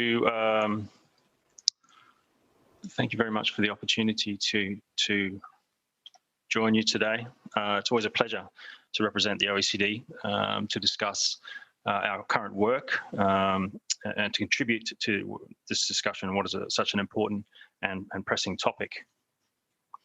As part of its 2019-20 program of work, the OECD Tourism Committee is developing a report on preparing the tourism workforce for the digital future, which is undertaken with the financial support of the European Commission, Portugal and Switzerland. The report provides an in-depth analysis of the impact of digital technologies on the nature of work in the tourism sector and the skills needed to adapt to changes in the workplace technologies and to succeed in digital value chains.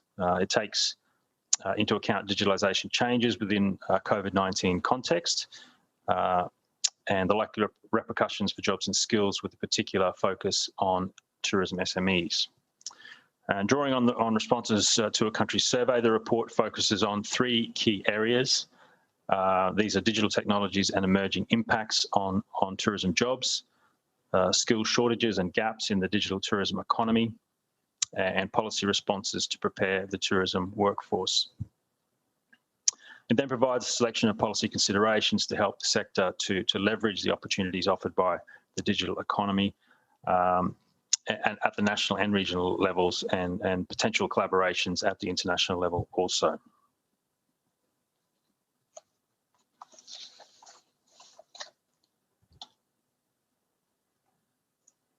It's not allowing me to change slides.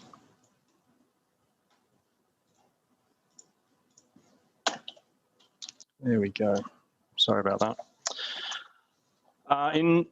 In considering the emerging impacts of digital technologies on work in tourism, the report highlights that digitalization is shifting from a driver of marginal efficiency to an enabler of fundamental innovation and change business processes. Uptake has been uneven, and the multiple technologies involved have already led to transformations across many parts of the sector, providing opportunities for value creation, but also representing a major source of risk. As a disruptive technology, it's necessary to consider the strategic implications of these transformations for organisations, industry ecosystems, and society more broadly, and to better understand the opportunities and challenges created. Indeed, these opportunities and challenges have intensified due to COVID-19, which is expected, as was mentioned previously by Ramon, I believe, to result in an acceleration of digital uptake and integration in many of the tourism subsectors. Digitalization can spur innovation and productivity growth, and it is changing the way work is organised. And tourism workers will need different skills, not just more skills, to thrive in the digital economy. The report also explores how digitalization affects the demand for skills in tourism. And while it's clear that technology will impact on most tourism jobs to some extent, there is a risk of overstating the comparative advantage of technology over people, with the accommodation and food services subsector being one particular example where personalised service is particularly valued by customers. Most change will come from introducing or enhancing digital systems or tools into existing job structures, resulting in new skills mixes and hybridized jobs, combining complementary and often transversal skills with the basic level of digital fluency. Understanding the current and emerging skills consequences of digitalisation is especially important for tourism, where there is a legacy of challenges in both skills shortages and gaps, with each requiring a different remedial approach. Skill shortages, for instance, call for a more holistic approach with sector stakeholders working through the various tiers of the education and training sector to ensure a closer match between labour supply and demand. While in bridging the skills gaps, the focus is much more on employers, individually or collectively, developing appropriate training and retaining responses, although the nudging role of a wider policy has an important role to play also. It's also worth noting that tourism SMEs, as is the case in many other sectors, often lag in the digital transformation, and they are also quite often the hardest to reach with policy responses. The current situation might be described as a perfect storm of pressures facing the sector, including slow digital adjustment, rising pressures for diverse digitalisation skills needs and compound competencies, and the need to work with the sector, and especially smaller SMEs, struggling to build business recovery and resilience in a post-COVID environment. While many problems while any problems in meeting future skills needs are likely to exert a drag on digital transformation of the sector. Education and training providers will play a crucial role in the future supply of skills, as well as contributing to skills development in the existing workforce.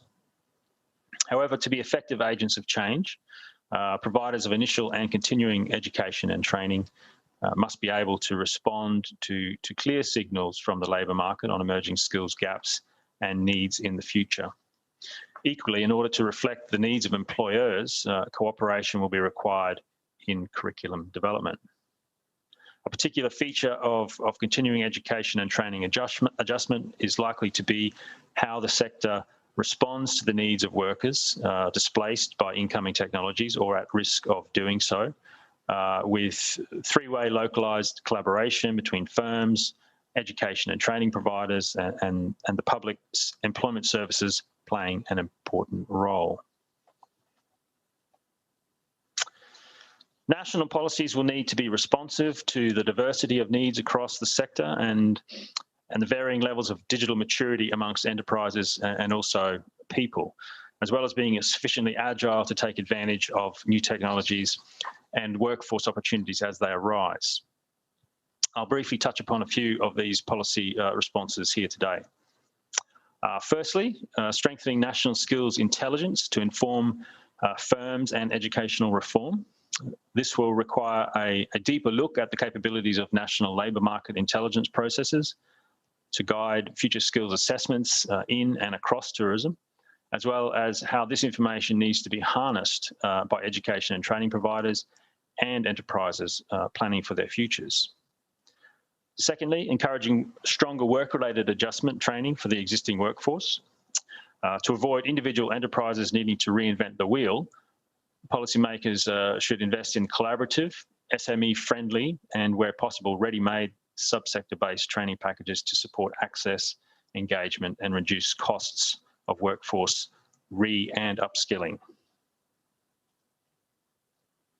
In addition, the need to develop support for displaced and at-risk workers is another area of focus.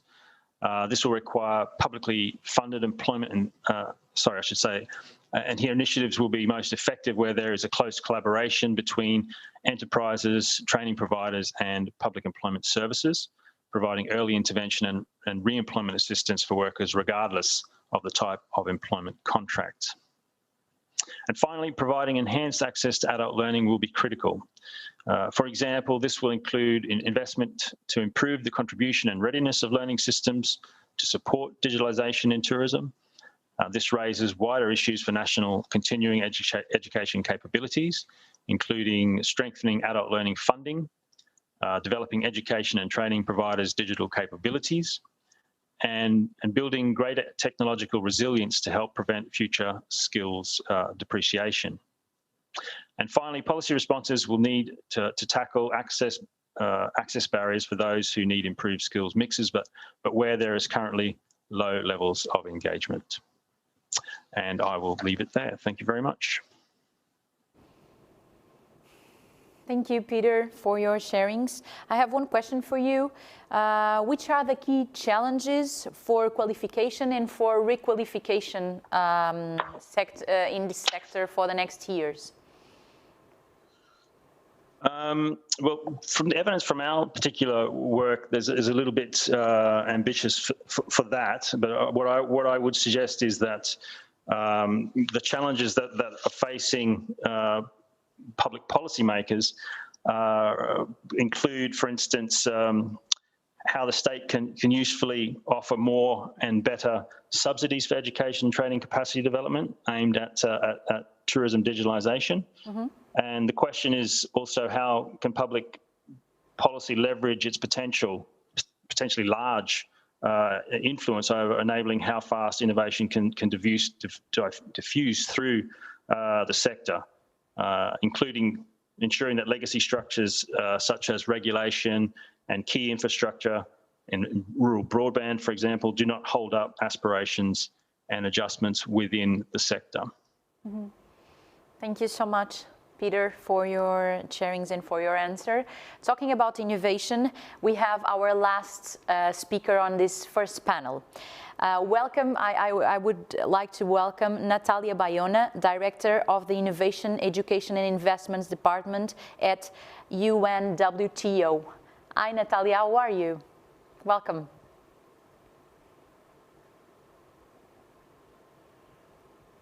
Natalia, can you hear me?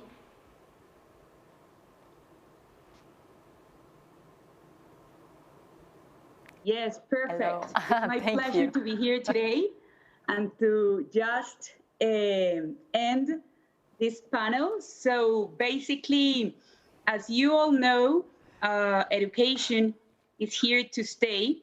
And one part of our main job here in the UNWTO is to encourage youth as a way of creating new knowledge and, of course, as a way of adding value and new jobs.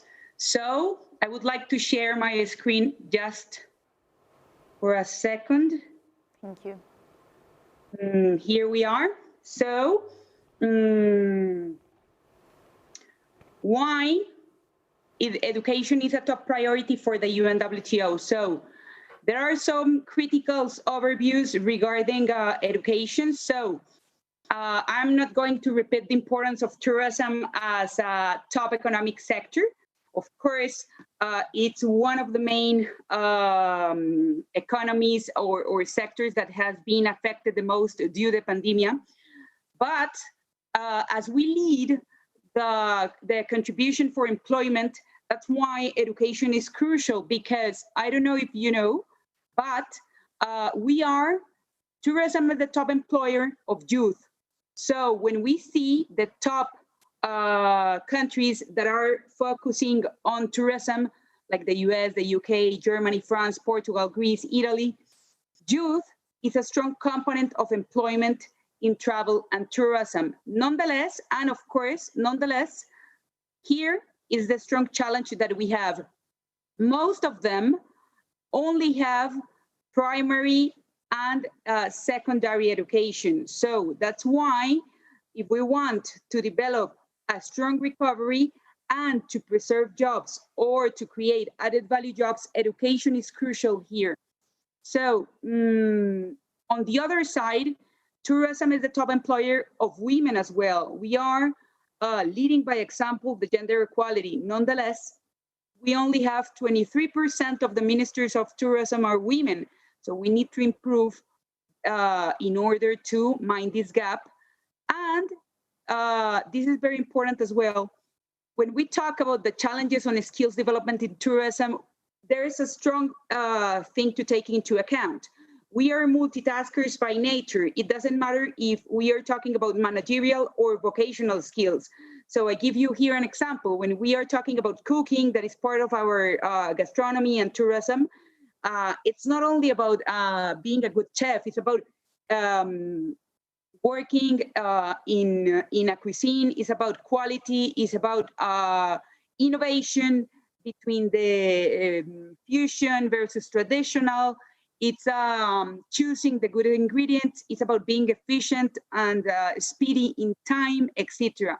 So the most demanded skills in tourism nowadays, when we are talking about non-digital, is about soft skills, analytical thinking, critical thinking, creativity, coordination of people, emotional intelligence, problem solving that is part of our daily basis in tourism. And when we are talking about tech, the most demanding skills are, of course, focused on the most important technologies that are developed in tourism, that are blockchain, artificial intelligence, Internet of Things, virtual and augmented reality, big data, among others. So this is an economic graph that last year the World Economic Forum did regarding the emerging roles into the jobs of tomorrow. And I can feel that in every single cluster that I see here, tourism is part of every single group, because when we talk about sales, it's tourism, people and culture, of course, because we are the most human economic sector. When it comes about data as well, because data is the power that helps us to take better decisions. When we talk about cloud computing and content production as well, because the people that work in tourism are storytellers, so content production is crucial. But on the other side, having engineering skills is crucial as well if we want a more modern and innovative sector. So once again, this is a very transversal sector.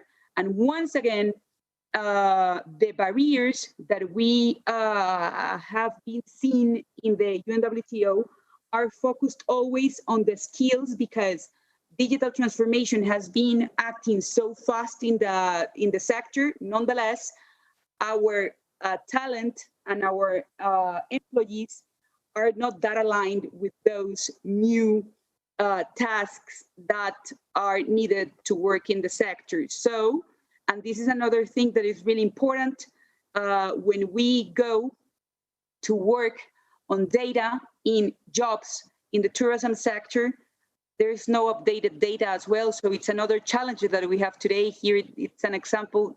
Spain, for example, that is a role model in tourism, only have data regarding jobs of 2016. So just to conclude this part of this critical overview, of course, during this pandemic, what is really important is that lifelong learning is here as a mandatory way to unlearn, learn, and relearn, because of course, that's the way of how we can think about being more resilient and of course, more stronger in order to have a better opportunity. So the opportunities for youth are really important, as I already said, in tourism. I can say that it's not only about employing them. Half of the youth, this is a survey that we did with MasterCard Foundation for Financial Inclusion.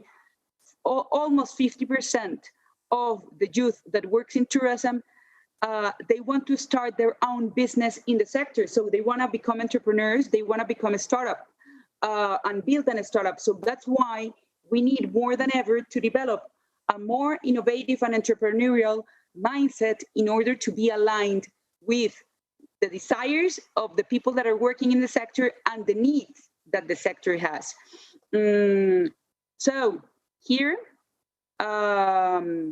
you will find how we are working in our UNWTO education strategy. So as you know, what we want and what we decided is that we need to work on a hybrid 360 education strategy, starting by online education, then complement online education with offline education, of course, to help and to give opportunities to create added value jobs, and last but not least, to assure quality in this sector. So what is the UNWTO doing for this?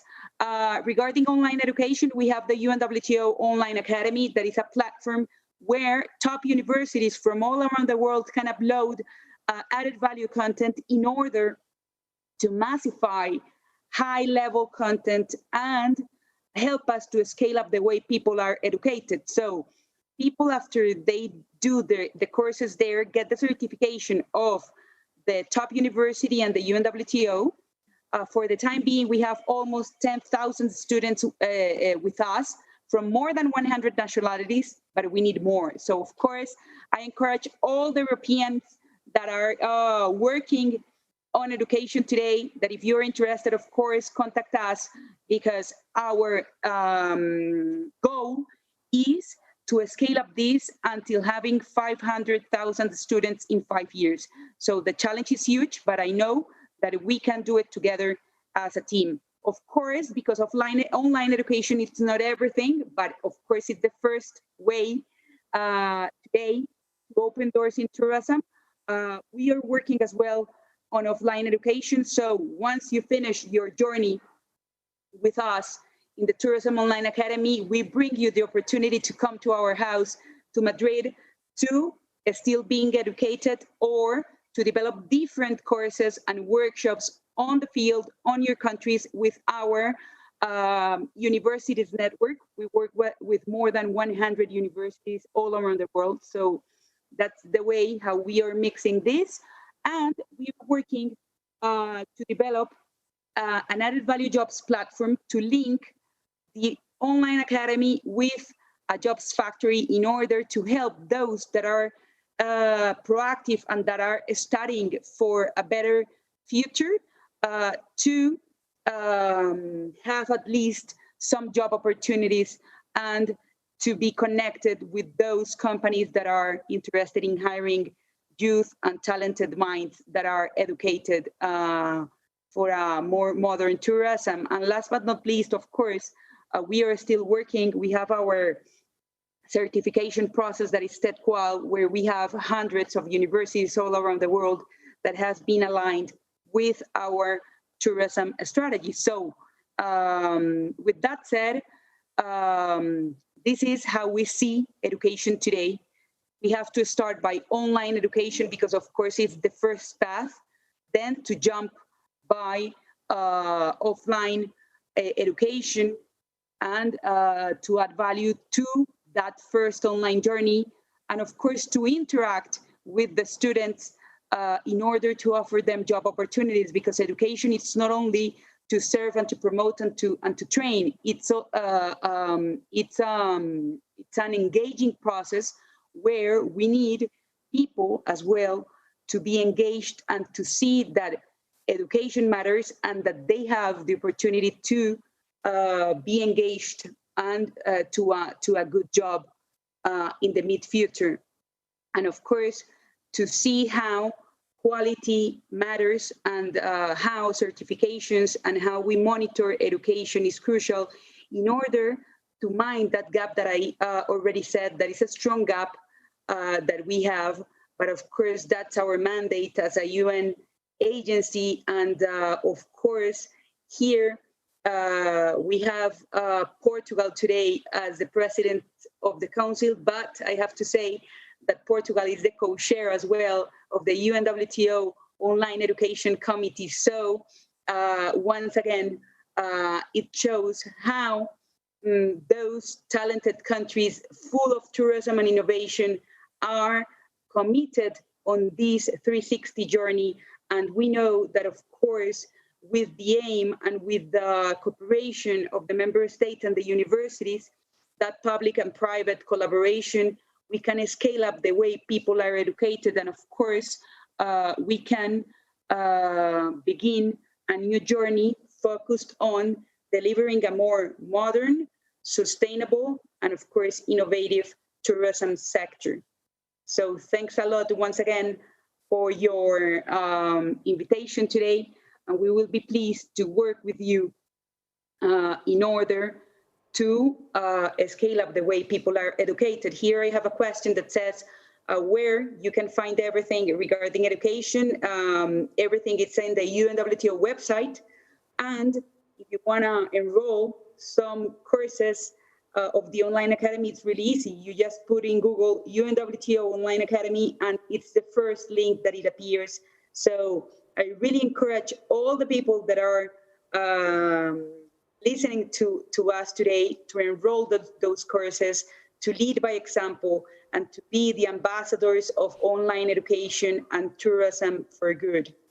Thank you. Thank you, Natalia. Thank you for your presentation. I have only one question for you. I would like to know how can you, you told us about new generations, about new talent, about youth. How can you guarantee that the teachers and instructors are ready to teach this new way of doing tourism and these new tools? Yeah, that's a very interesting question. And I am going to give an example of Portugal. So to empower youth, you need, of course, to give them the tools and to build the specific programs where they can lead the change. That's why we decided to create the global startup competitions. We received more than 10,000 applications from more than 150 countries. But once, for example, the winners of those startup competitions work with us, with the UNWTO and with the innovation ecosystem, most of the startups and most of those young talented minds come to us, and here is how this is a win-win situation. For example, Hi Hifi, that is one of the winners of the 2020 Global Startup Competition that is from Portugal, they told me, like, hey, Natalia, I would like to be a teacher and to help other entrepreneurs and to help other talented minds to be and to build good business plan as I have been doing it. So once you empower some of them as winners of some competitions or some challenges, and they work actively with you, they become ambassadors and they want to cooperate and to train and to give the same opportunities to other young generations in order to massify and to spread the voice on new technologies and entrepreneurship skills. So what I think is that today, this startup revolution has helped us to create a strong innovation network that is not only helping to build new technologies, but also to create new profiles of people that have become entrepreneurs, but in the same way, they are glad to share their knowledge with others, with other generations, and to help them to become better. Thank you so much, Natalia, for your thoughts and for having us. So, in this first panel, we heard about learnings, challenges, and needs, about technology and about innovation, about the past, the present, and of course, the future. So now it's time to a pause.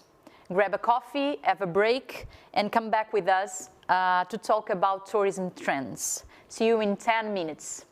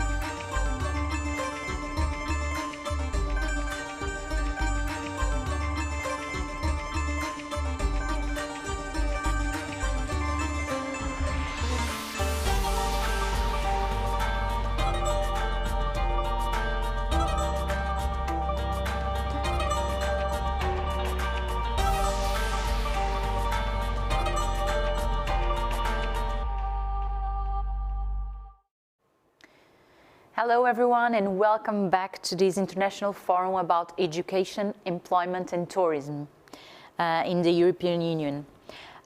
We will have our second panel in a few minutes about future trends in tourism, but right now it will be presented by the European Commission, the Pact for Skills, a shared engagement model for skills development in Europe. So I would like to welcome Slavomir Tokarski, Director of Directorate F, Industrial Policy and Innovation of DG GROW. Hello, Slavomir, are you there? Yes, I am. Can you hear me? Yes, we can hear you. Hello, how are you? Welcome. Yeah, fine, thank you. So maybe we can download the presentation, and let me maybe start by referring to what has been said before. I think also by Mr. Medas, who said that we used to live with the idea that tourism will grow by itself and that there is no need for a sort of public policy angle, which turned out not to be true. And at the same time, after the crisis, we should not think that tourism can be the same. It will be different. It will have to undergo digital and green transition as any other industrial sector, and for the similar reasons, because the aspirations of young generation are different. They will be looking for the tourist experience, which is maybe more individual, which corresponds to the digital literacy, and also corresponds to the idea of low carbon tourism experience. So this is a little bit the two angles which can be linked to the presentation on Pact for Skills. It's about public policy for skills, public and private. It's about joining forces. At the same time, it's about making tourism different, so triggering a change that will start the transformation. Now, if you look at the issue of skills, and if you look at any analysis that is available right now, they are telling you that we in Europe need to train, upskill and reskill something like 120 million people over the next 5 years. So it is huge. If we look at cost, if we combine this figure with the cost, which is around 15,000 euros per employee, this is quite a significant challenge. And if we make a comparison to sectors which already concluded Pact for Skills like automotive, there, for example, the idea is that almost 1 million workers should be trained, upskilled and reskilled annually. So it's a huge task, but it's an important task, and it is also something which is discerned by our competitors on the global stage. Both US and China are moving in this direction. It's only a week when China announced its massive upskilling and reskilling program over the next 5 years. And also, if you look at why we should do that, I think there are two reasonings, at least one of them is maybe not that obvious. One is clearly economic. It's about competitiveness. It's about companies having access to workers who are well qualified, who are talented, and who can drive this digital and green transition with a proper set of skills. But the other one is also social, in the sense that this type of approach is actually addressing the concerns of workers who might fear that they will be left behind by technological progress, who might fear that they will not be able to work with new technologies. So there is in this strategy, there is also this issue of the right, almost a social right, to be trained, to be upskilled, so that the workers can have new work careers. They can move in the pyramid in the labor pyramid upwards and do something new, which is linked to digital and green. So this is why we had this idea of launching Pact on Skills. As you can see, this was a flagship action adopted last year. And in fact, we already launched the Pact for Skills with signing 3 pacts with 3 different sectors: microelectronics, automotive, Aeronautics and Defense on the 10th of November, together with the German presidency. And the main objective is really to connect those efforts which are all over. Everybody is talking about skills, but which are dispersed and which need to be combined in something common in order to reach the critical mass and make this change that is needed. So next slide, please. Now let me tell you a couple of words about what we do and what we can do. And for skills, and perhaps the first point of reference is Recovery and Resilience Facility. As you know, this is about money made available to member states in order to drive the recovery of the economy. It's about the plans that member states are currently preparing according to the instructions by the Commission, with milestones, reforms, and different investment programs. These plans are supposed to be submitted by April this year, and I think most of the member states will submit them in March, and they should be implemented by 2026. Now, we as a Commission, in order to help member states, we propose 7 key areas that should be supported. And as you can see, one of those areas was about reskilling and upskilling. And I think this is particularly relevant also for 2 more reasons which are specific for tourist sector. And one is that it is a good moment actually to develop those training schemes, those upskilling and reskilling schemes, particularly now, because tourist workers are very often idle, so they have time to follow those courses, and that could be also the way they could invest a little bit in the future.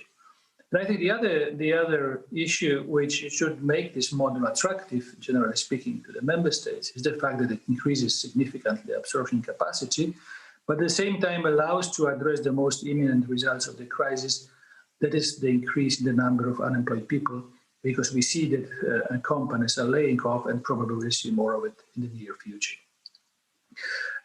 Together with the model for upskilling and reskilling, the Commission also proposed a number of tools that could be actually helpful for the member states in doing this. And these are, for example, creation of the legal framework for entitlements for labor market training, and they take the form of individual learning accounts. On one hand, this provides a sort of account on which public authorities or private company can transfer money that would enable a worker to follow a particular training. On the other hand, it's also a way of appreciating the formal and informal training that a given worker is actually receiving. Then we also delivered a new legal framework for vocational education and training, and we are trying to update this VAT provision to support the digital and green transition. And also we suggest the development of national program of apprenticeship in ICT, including an SME. So these are the ideas for the investment by the member states that could be actually included into this reskilling and upskilling model. Next slide, please. Yes, so this is a little bit what packed skills are about. And I think if I to say it in a nutshell, they're about shared skills intelligence, so that we all in a given sector or ecosystem, we share the same information and the same vision of what should be done for skills. They're about one strategy. And they're also about roles of public and private sector, which should be complementary, it should be reinforcing each other. What is very important, and I think this is a certain departure from the labor policy that we are having until now, it is that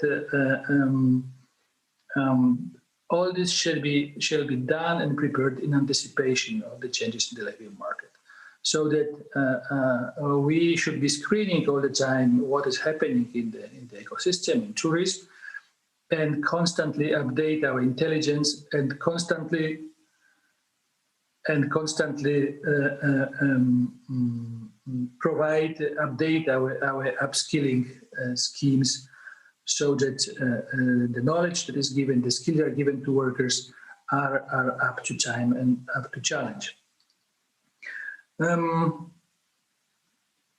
I think what is also important is that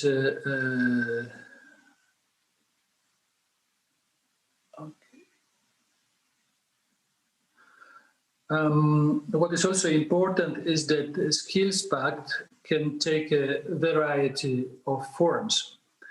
So on one hand, we are talking about sort of general commitment of all the stakeholders or a critical number of stakeholders in a given sector or ecosystem. But on the other hand, we are also talking about national, regional, local partnerships. So we can think about a number of tourist regions or destinations that are embarking upon new idea, be it low carbon holidays or be it data sharing, and they agree on what needs to be done in the area of skills in order to make it happen. Next slide, please.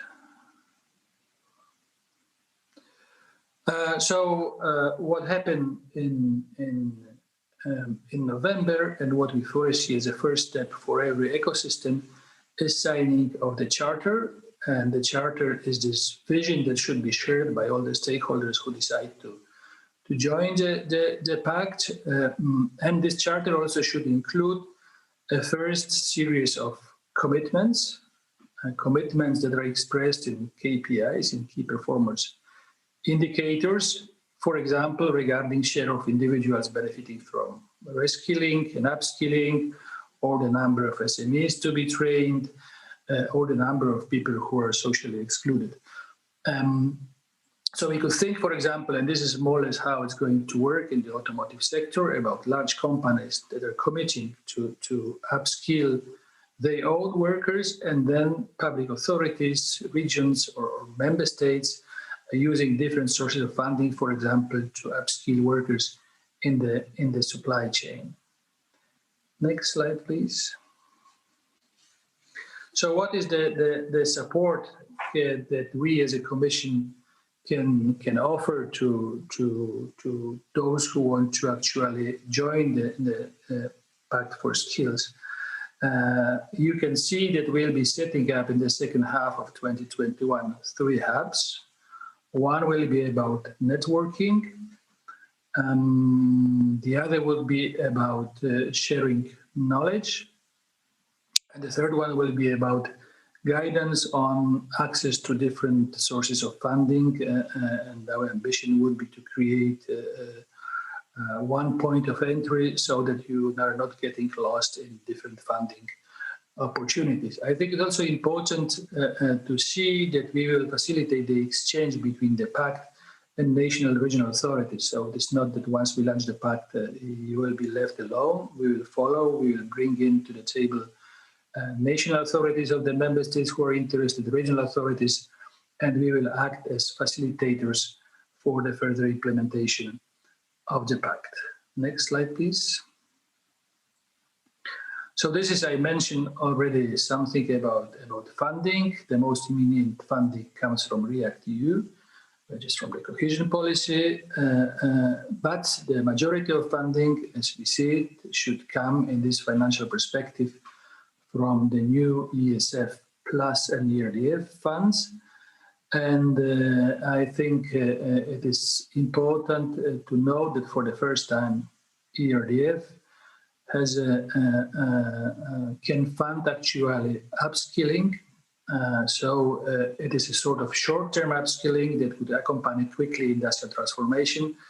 And this makes this alignment between skills policy and industrial policy more easy than was the case until now. You have also just transition fund because reskilling of workers in regions that are particularly affected by green transition is something which is also very high on the agenda, very relevant to many European regions, and tourism could be one of the ways actually to find the alternative employment for those workers.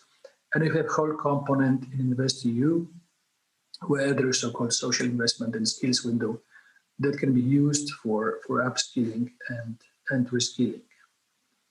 Next slide, please. Now, you probably know better than I do how the tourist labor market looks like. It is not easy, and probably it is more complex to launch Skills Pact in this sector than elsewhere.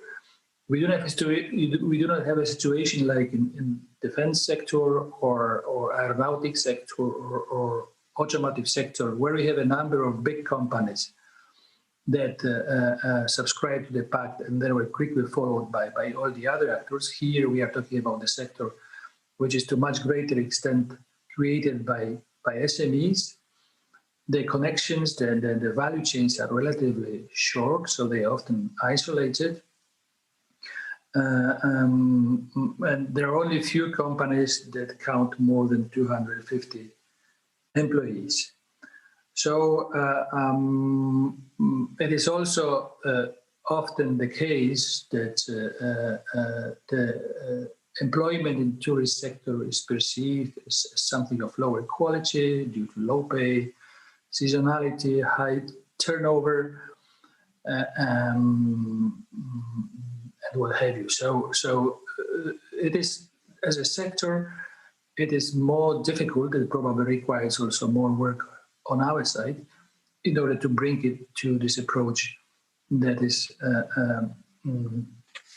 behind the idea of the Skills Pact. Also, you see that there is a sector. There is also a sector with more part-time jobs and temporary contracts with high turnover. Whereas if I look at the bright side, there is a certain contradiction of perceptions about tourist professions. So on the one hand,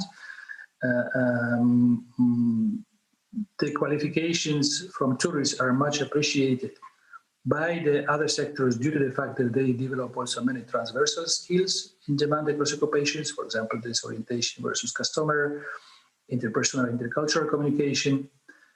But on the other hand, many qualified employees leave tourism, and often young school graduates do not wish to enter the sector because they prefer more stable and better paid jobs. So this is also something that could be addressed in the framework of the Skills Pact. Next slide, please.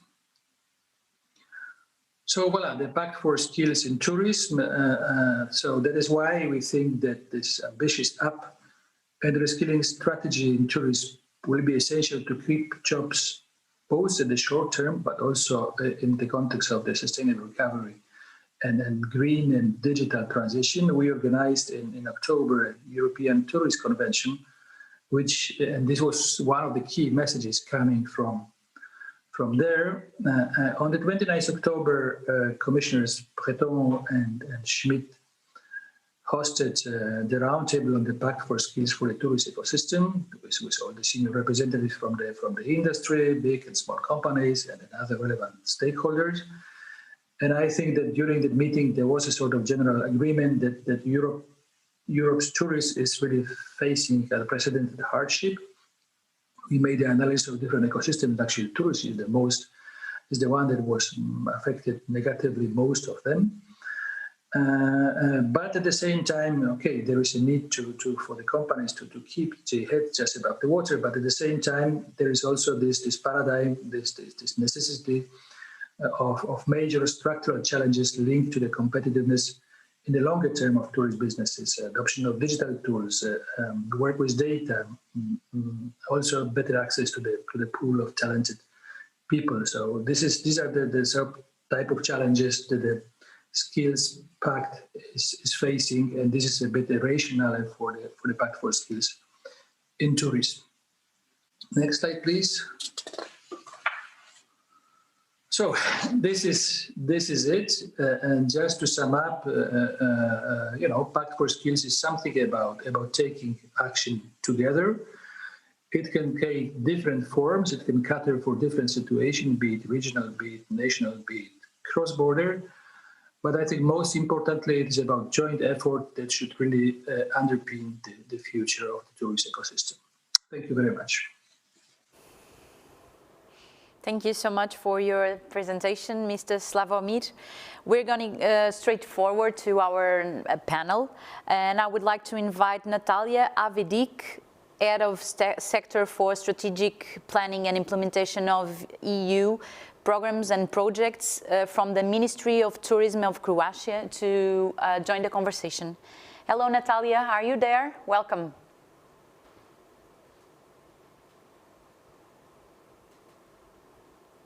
We're gonna wait for just a little bit. Natalia. Hello, do you hear me now? Hi, yes, Hello. yes, we can hear you. Hello. Okay. I had some technical, at one moment I didn't see the way to connect, but now it's okay. No problem, welcome. Okay, thank you very much. Okay, it was very interesting presentation we saw about the European Pact for Skills. I would like to share the presentation with you. Let me just to click everything. Please, at the beginning, maybe it's easier for you to just confirm if you see the presentation. Of course. We can see you. Right okay, now. Yes. Yes, we have the presentation. Thank you. Okay. One moment. Okay. So is everything okay at the beginning? Yes. Okay, thank you very much.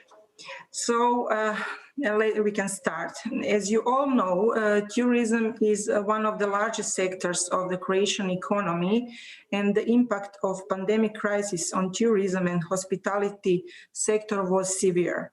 We see the opportunity of economic recovery in Croatia by supporting tourism sector, as it is one of the most important drivers of economic recovery in the post-crisis period.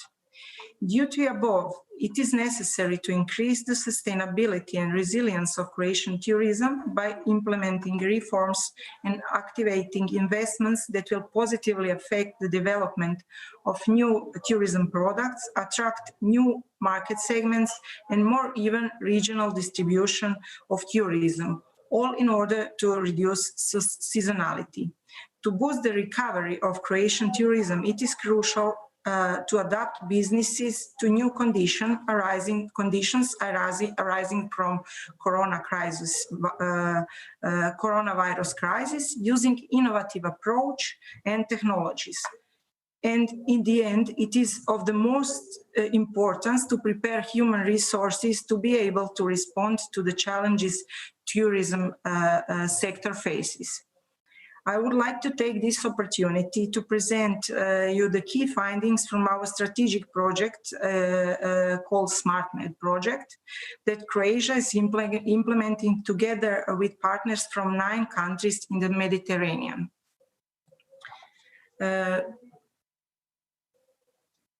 So, one moment, sorry.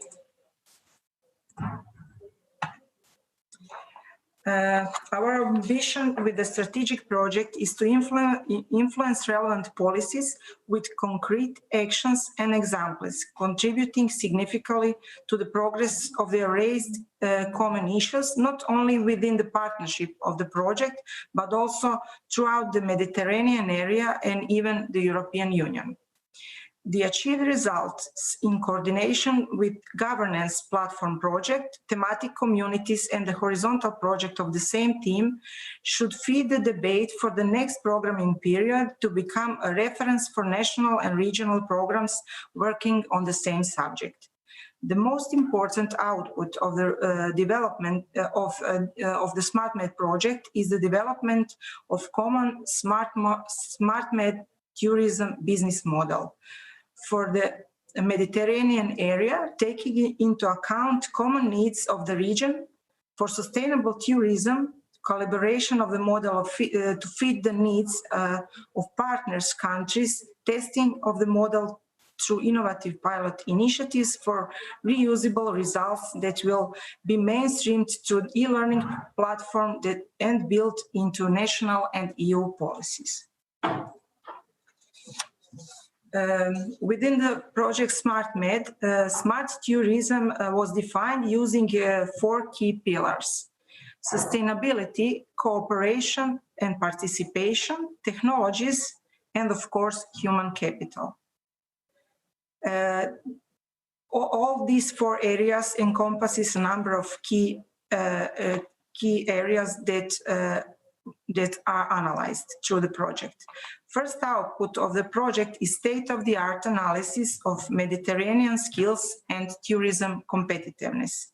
This analysis provides an overview of existing policy strategies and regulatory framework in the Mediterranean countries with an aim to identify main challenges and potential. For example, skill needs, legal barriers, business environment, and similar. The aim of the project is development of business model for smart tourism and in these mentioned areas. Smart made state-of-the-art analysis of med skills and tourism competitiveness is the, let's say, first output of our project, and the key areas and the conclusions within this analysis are in areas that needs to be that are underdeveloped and needs to be developed. So these areas are supporting innovation in tourism, development of entrepreneurial skills in tourism, and the development of digital skills. And for the conclusion, results of analysis were discussed with all relevant stakeholders on national level through empowerment events where we agreed on key areas for the development and improvement of tourism competitiveness and innovation in the project countries. These conclusions goes. Human capital and entrepreneur skills in Croatia needs to be developed. There is a lack of consistency of successful measures. Croatia should encourage and develop more creative entrepreneurship, support year-round employment, and continuous development of competencies of actors in tourism in accordance with market changes. It is necessary to work on upgrading the competencies of actors in tourism and youth through institutional education, but more importantly, through lifelong learning. And the most important conclusion in this analysis is that we need to get out of the usual framework for the human resources. Let me say I wanted to make a short presentation as an introduction to our panel and present you the results of outputs in our SmartMed project, and of course to promote this project, as we see SmartMed project and as one of important strategic project for European Union countries on the Mediterranean to support the development of human resources in tourism and of course all other pillars that are important for tourism competitiveness. So I think I could conclude with the presentation, give the floor to my colleagues, and then we can discuss on this important topic. Thank you. Thank you so much, Natalia. We have time. We have time later to share some more thoughts, and of course to hear from the public, from the people who are watching this, some questions from them. So our next guest is Tanya Anglitsaner Sagadan, Director of at Vocational College of Hospitality and Tourism, Maribor. Hello, Tanya. Are you there? Welcome. Good afternoon. Absolutely. Hello to Portugal. Yes, Tanya Anglitsaner Sagadan, a little bit difficult to pronounce. It is. I'm sorry. That's okay. It's German. So let me just share my presentation with you. Okay, so I'll today talk a little bit about the upcoming challenges for educators, while at the same time trying to incorporate some of the thoughts that we've been listening to since this morning. I'll start with the European Travel Commission that in the report published at the end of the year 2020, we know the numbers, we can see them, said, of course, that the path to recovery will be slow, but what is important for us educators is that we'll also need to reshape this reassessment of tourism KPIs, work together with the ministries and public institutions on working out new tourism policies, and of course, providing the stronger commitment. So I'm glad that Portugal is already providing this stronger commitment in your presidency program, where you on one hand emphasize education and youth, and on the other hand, focus on tourism and competitiveness. What is important for us educators in your program is that promoting this broadening of higher education and base it to new segments through acquisition of new skills, upgrade of existing skills, adult learning, and the importance of strengthening the higher education networks with a strong focus on European university alliances. So today I'm here not only representing Slovenia and Vocational College of Hospitality and Tourism, but also speaking in the name of the European Association of Hospitality and Tourism Schools, AEHT, to show this stronger commitment and the importance of higher education networks. In September last year, just shortly before the second lockdown, Model University Vienna organized a virtual seminar, and they said that the COVID crisis also created many opportunities for the travel tourism sector. And that's something that was emphasized by Mr. Thierry Breton, the EU Commissioner, in his opening speech, so that the crisis is accelerator of transformation. And this is what we educators will have to focus on in the future as well. Now, at the moment, 27% of all destinations worldwide keep their borders closed. And we know that EU tourism trends and predictions say short haul might recover in 2 years, long haul in 4 years, but it's the domestic tourism that will be at the forefront of development, training, and activities for the next 2 years. So it is up to us educators to not only focus on existing students and the future students, but also help and support the SMEs, the market, local regional providers, small tourist farms, wine producers, and all of the other ones who are mostly affected by these COVID measures, and help them reskill and upskill and find new solutions for further development. And that was also something suggested by your Minister of Economy, Mr. Pedro Sousa Vieira, at the beginning. Going back to education, the Sustainable Development Agenda 2030 has education in Chapter 4. They talk about acting together for education.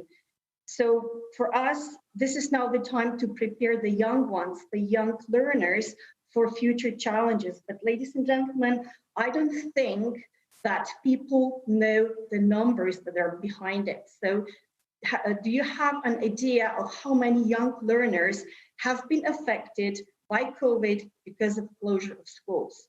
I have some UNESCO data here, and in the first lockdown towards the end, mid-May, there were 1.6 billion young learners who had either no access or limited access to regular schools. 500 million learned in a hybrid way, and 1.1 billion learners learned only through distance learning. Last week, the situation is not really much better. We still have 1 billion young learners who are affected by it. We have 34 countrywide closures, and we have about 390 million young learners who still learn from home, and Slovenia is among them. So for us, vocational educators, this is a very important message, and because our schools our students are suffering most. Now, our students, for example, have about 40 to 45% of their educational content in a practical life environment, in specialized laboratories, not to speak of the fact that they need to do 3 months of training, at least in the hospitality industry. And with these numbers, it's of course a difficult situation. Slovenia is a small country. We have 2 million people, and last year we had 76,000 students, out of which 11,500 in vocational 2-year short cycle programs. So we're talking about age groups 19 plus, and this is also the college that I represent, 2-year short course program, one in hospitality management, the other one in wellness. We had about 65,000 students enrolled in other study programs from bachelor to PhD, but for 2 million people in Slovenia, there are 95 higher education institutions, 48 vocational colleges, 6 universities, and 41 private faculties, institutes, and academies. And 16 of us offer hospitality and tourism programs, either as independent programs or as part of the business studies. So the hospitality situation in Slovenia hasn't really helped our learners. We had our first lockdown that lasted about 3 months last year, March 15th, end of May, early June, and this means that our students were home, learning from home, and our businesses were closed, so they had no chance to even do their practical work. The second lockdown started on October 18th. We are still in the middle of it. The schools are still closed. However, the elementary education might start next week, but we're not yet 100% sure. So for the hospitality students, for the last 10 months, they've been at home, studying from home for 6 months. And in the summer, when businesses were open, they had 2.5 summer months of summer vacation. It is a very challenging situation, especially if we take into consideration the fact that out of the unemployment numbers, about 12,800 in Slovenia are or fall into the field of hospitality. And what's happening with them? How do we get them back once tourism recovers? That will be the challenge for all of us, not just the educators. Now, the Slovenian Tourism Organization has been working really, really hard for the last 15 years to bring the image of Slovenia up to where it is now, to create this idea of I Feel Slovenia, boutique 5-star exclusive green destination, healthy destination. And we've also been working on the workforce of the staff. However, with all this stuff, numbers being down now, it will be very difficult to go back and to support the activities and the situations we're in. Last year, Michelin Guide had the first edition. 52 restaurants in Slovenia were awarded with some Michelin either stars or plates, and our school restaurant, Restaurant 7, received a Michelin plate. Since 2 weeks ago, we've been European region of gastronomy, but hospitality businesses are down. A few days ago, Condé Nast Traveler positioned Slovenia as #1 must-see destination in the year 2021. We don't know when everything will recover. So the upcoming challenges for us are not only on opening up the schools, but also thinking about how to empower the unemployed students who are back home, perhaps a little bit less motivated, and how to bring them back, give them back the interest for the hospitality industry. We need to focus on domestic issues. We need to focus on domestic tourism for the next few years. But again, here we are in a challenging situation because the young people born in the years 2002 and 2003 who will enter universities and higher education institutions from next year on are the smallest generation demographically speaking in independent Slovenia. So not only do we have 95 higher education institutions, all of us will be fighting for 17,500 pupils and also fighting opening up of the hospitality industry and raising their interest. Hospitality industry will probably remain closed for a few more months. So we hope spring, but we don't know if this is April, May, or June. So this will probably coincide with getting the students back for laboratory work, for skills and for everything that we need to give them before we can send them out into the working environment. So these demographic indexes do not really talk in favor of for us, but what we need to know now is reset, rethink the whole thing, And we heard the Secretary General of United Nations World Travel Organization who said more competitive and sustainable approach towards tourism, destinations, and education. We heard Mr. Miguel Cabrita, the Deputy Minister of Labour and Vocational Training of Portugal, who said you need to invest in upskilling, reskilling, and innovation. And that was also emphasized by Peter Haxton and a few of the other speakers earlier on. We heard a lot about digital content, including that, showing high flexibility, not only of existing study programs, but high flexibility of our approach. We need to include change management, and that was emphasized by the TUI group and the core group. We need to work on creativity of the young people. We just need to continue forming these international networks, teach students about versatile communication skills, especially soft skills, which was also emphasized by the Dean of Porto Business School. And social networks and digital marketing will play a very, very important role also for us educators in the future. So the question now is, how soon will we be ready for that? Because I don't really believe we are ready for that now. So thank you very much, and muito obrigada. Back to you, Mariana. Thank you, Tanya, so much for your presentation. Our next guest is the Director of Development of OSCO's International School and Association Partnership Development. Please welcome John Lohr. Hello, John. Are you there? I am here. Hello, Portugal. Hello, Europe. Hello, world. Hi. Thank you for the opportunity to speak. Can you hear me just fine? Yes. Excellent. Now let's check if the screen sharing is working. Can you see the screen? Yes, we can see. Let's roll. So, like I said, it's a pleasure to be here today, to have the opportunity to speak to you and to share a bit of our data and vision for 2021 and the opportunities and challenges that we feel it will bring. Before I also start, I want to say a special thank you to Turismo de Portugal and especially Ms. Ana Paula Pace for the kind invitation. So I am John Lohr, Director of Development for HOSCO, where I've been responsible for establishing global partnerships with hospitality schools and associations for the last 5+ years. In case you don't know about HOSCO, we are the world's largest hospitality network. We were born in Switzerland in 2011 with one clear vision: to empower the hospitality industry by uniting all of its professionals, education centers, and employers on one global network. So HOSCO platform currently connects 1.5 million hospitality talents and professionals, 400+ schools, and 7,500+ world-class companies around the globe. If you're an employer, you use HOSCO to find and hire the best hospitality talents in the most efficient way. If you're a talent, you join HOSCO to access thousands of jobs, connections, and advice, and to belong to a global hospitality-specific community. And if you're a school, you partner with HOSCO to expand your international internships and jobs, and also to perhaps power your career and alumni platforms.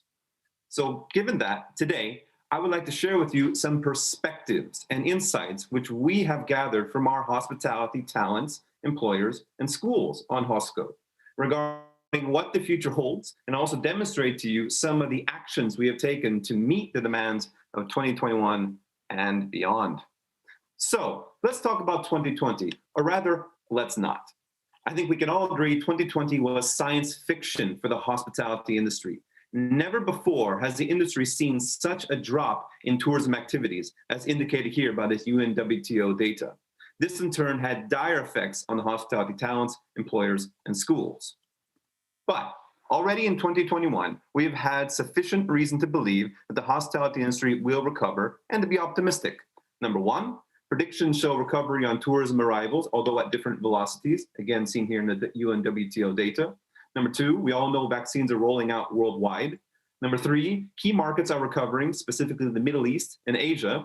And number four, from our perspective at HOSCO, our research indicates that the industry is starting to hire, as employers are starting to post jobs on various platforms such as HOSCO.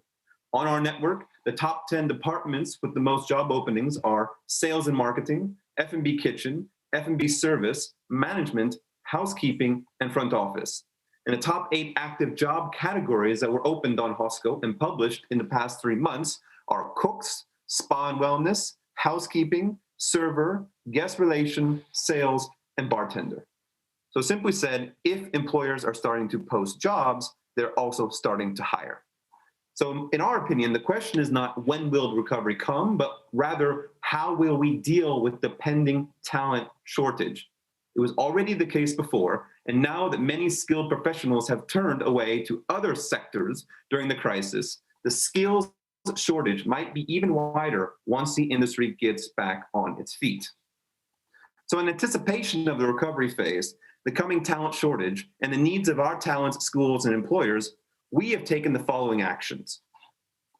For example, in 2019, over 79% of HOSCO members responded to a survey which indicated a strong interest in starting a personal development plan in the next 12 months.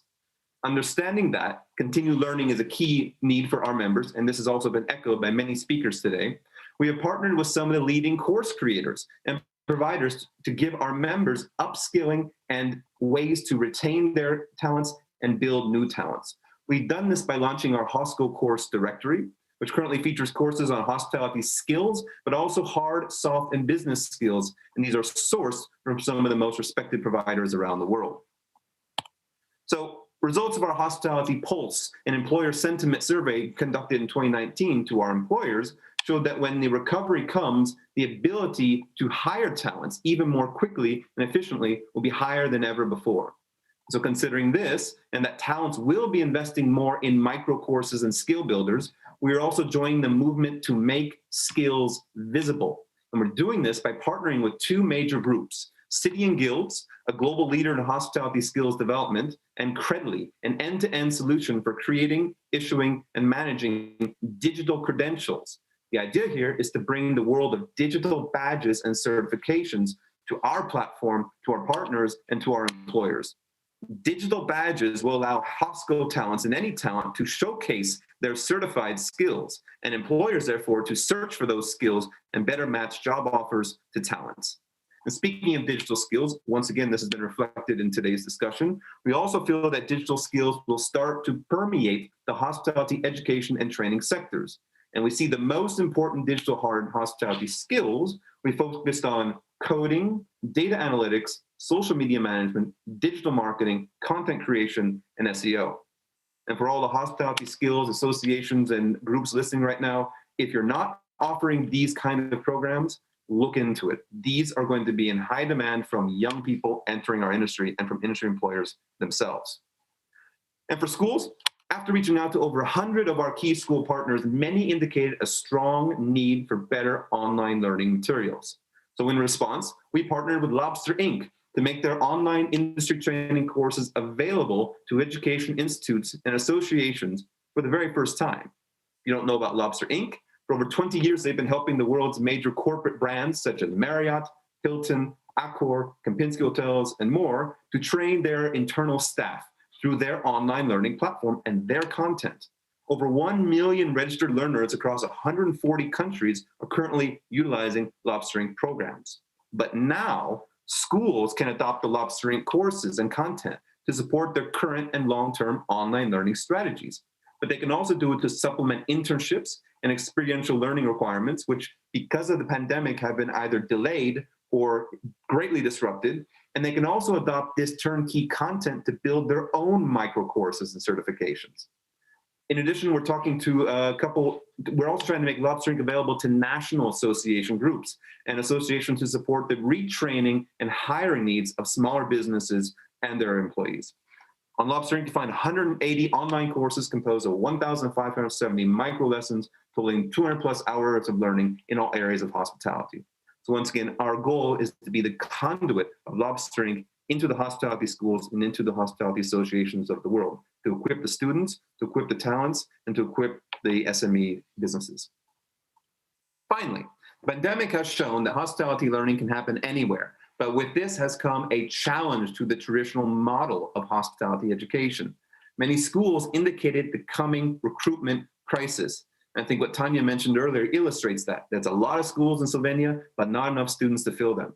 So now more than ever, it's important for schools to adopt permanent blended learning formats that will allow a school to greatly expand its online student programs, but also maintain its current on-site programs. But to drive these programs, schools need students. So anticipating this, we launched our own education marketing solutions, which allows a school to list their program on our new course directory and also launch campaigns targeted at specific segments of our hospital community, providing our members with relevant education opportunities and schools with qualified student leads. So overall, we believe there's a lot of reasons to feel positive about 2021. Yet, we must not forget that the mise en place measures that hospitality talents, employers, and schools take in these waning months of the pandemic will dictate their success and ultimately contribute to the hospitality industry's recovery. So our advice to hospitality talents, schools, employers, associations out there are: number one, embrace upskilling, training, and digital credentials as the new normal. Number two, equip and hire talents based not only on their education, but their visible, certifiable skills. And number three, embrace the best practice of the industry via digital learning and adopt permanent blended learning environments. Hope you've enjoyed this short presentation, gained a bit of knowledge on our network insights and company actions. If you have any questions, please reach out. Thank you very much. Thank you so much, John, for your presentation. Our next guest is Anabela Silva, partner from People Advisory Services from UI. Welcome, Anabela. Hello. Hello, good morning. Hi. I hope you are hearing me well and seeing me as well. Yes, we can see you. Thank you. Great. Let me see if I can share my screen. When you are seeing it, please let me know. Yeah, we can see it. Are you seeing it? Yes. Let me just put the full presentation.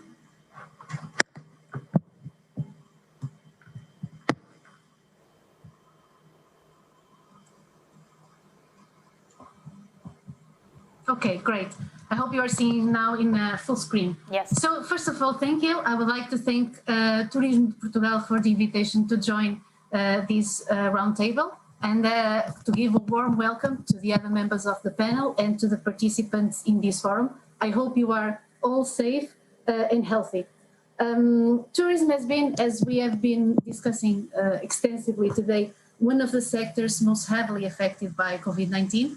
And the pandemic has, in fact, accelerated some of the trends that were already shaping the face of tourism. One of these trends, as we also heard this morning, is, in fact, technology and digital. So, sorry about that, because I don't know what is happening. Let me see.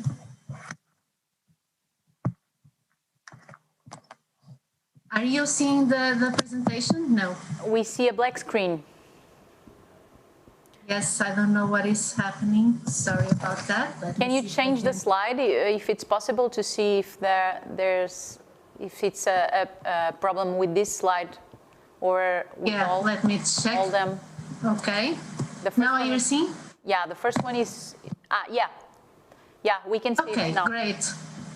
Great. So I had prepared this slide with the buzzwords that we heard in the trends shaping the face of tourism, but I prepared yesterday, but I could in fact prepare just hearing all the speeches and all the panelists that were discussing this morning, because in fact technology is and digital are a very important trend, current trend and future trend in tourism. What we see is customers and consumers driving the technology, for example, to use online and mobile platforms for recommendation, travel inspirations, even to reduce currently the physical interactions during travel.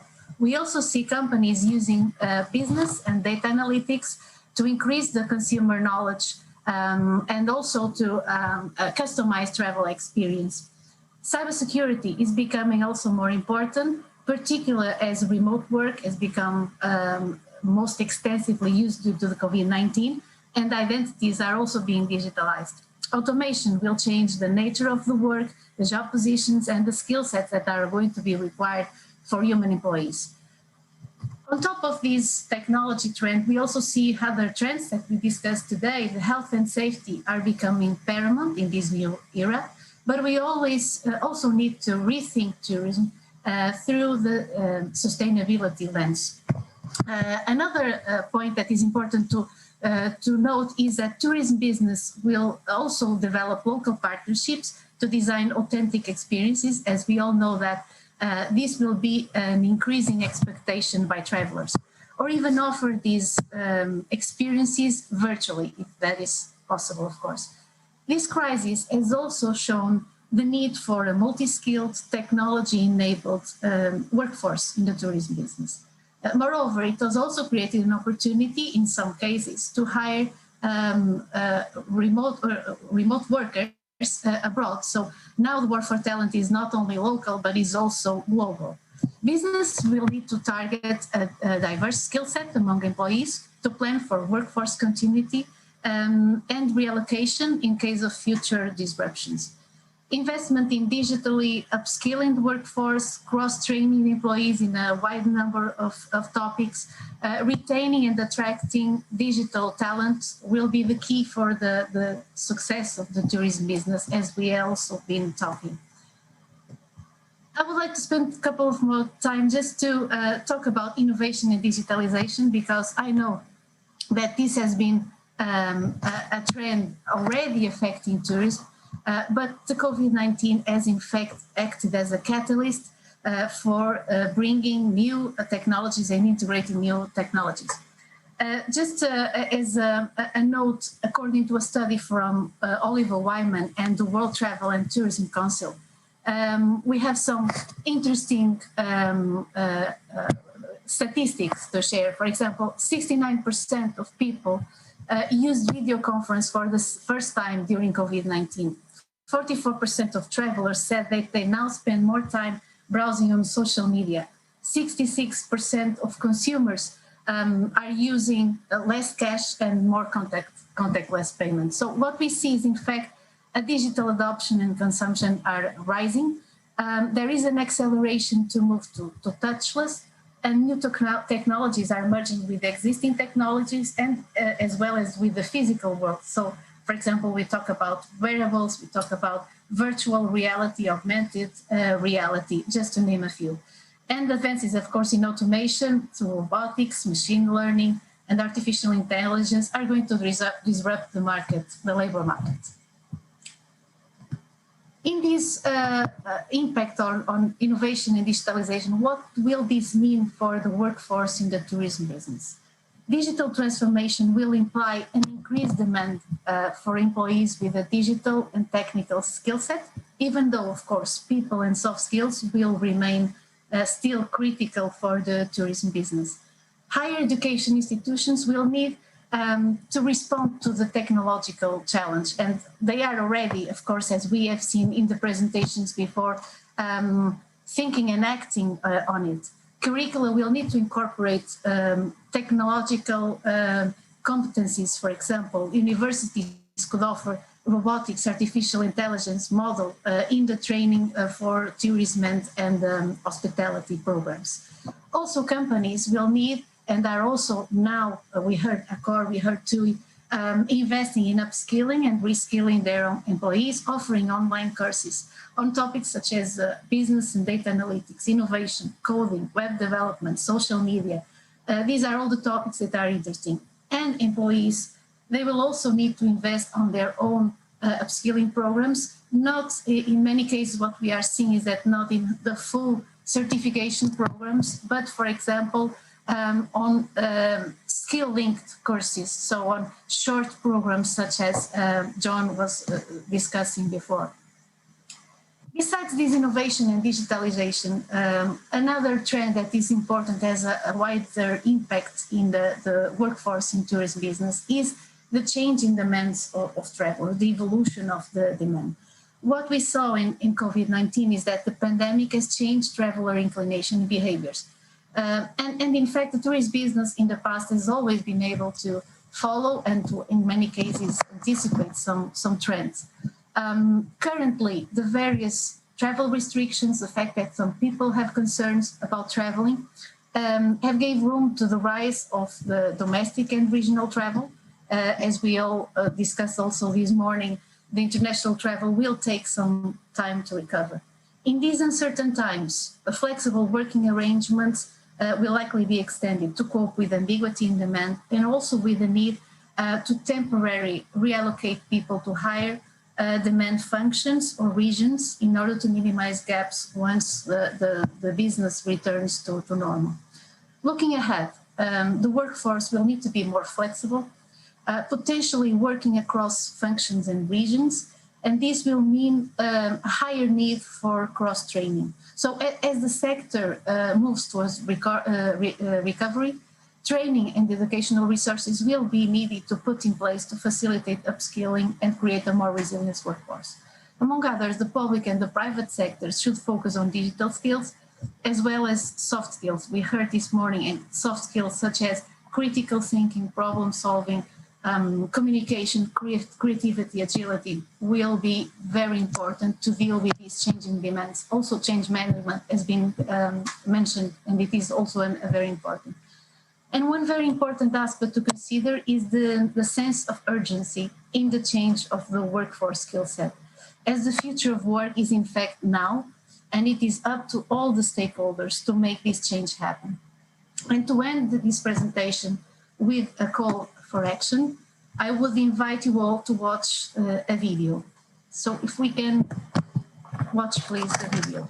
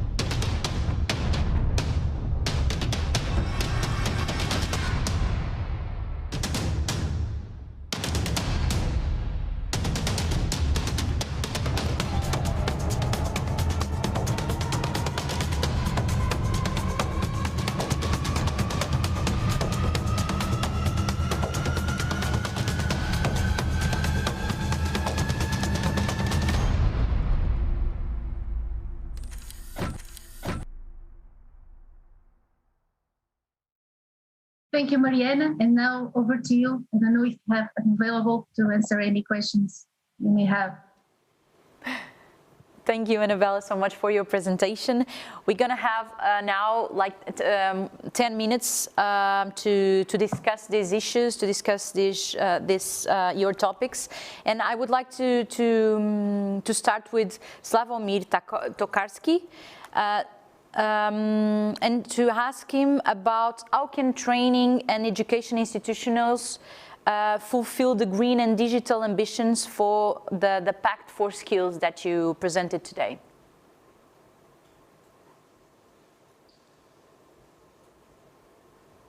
Yes, thank you for this question. I think I also mentioned during the presentation that what we are trying to do is to update the profile of VET in a sense of giving a greater underpinning to green and digital transition. And this is also about taxonomy of jobs, because when we'll be talking in the future about, well, tourist operator working with artificial intelligence or agile and circular economy, we must have a clear orientation and what is about and what type of skills this type of profile does a given job enhances. And I think also something which is sometimes not appreciated properly is that also we need to look at the tourism training that is, well, training more generally, upskilling and reskilling that is provided by the industry itself. We see many examples, and I think we heard about them today, and very often these trainings could be a source of inspiration because they are developed in a close relationship with the workers, and often they are very relevant to, and again to emphasize, we are talking about upskilling and reskilling so that people can take up new tasks or new jobs that are due to digital and green transformation. So this is something that should be kept in mind. And this is also something that we'll be trying to further develop and assist VETs through the structure of 3 hubs that we're going to set up in the second half of the year. So in this sense, since this is nothing carved in stone now, we would also be, I was very curious to listen and to hear to your ideas, because we can still integrate them into this supportive structure that we are going to develop. Thank you. Thank you. Natalia, you've talked about cooperation and how cooperation is key to the development of these new skills.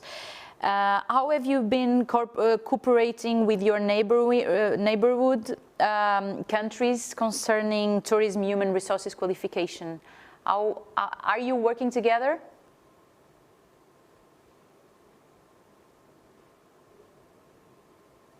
Natalia, can you hear me?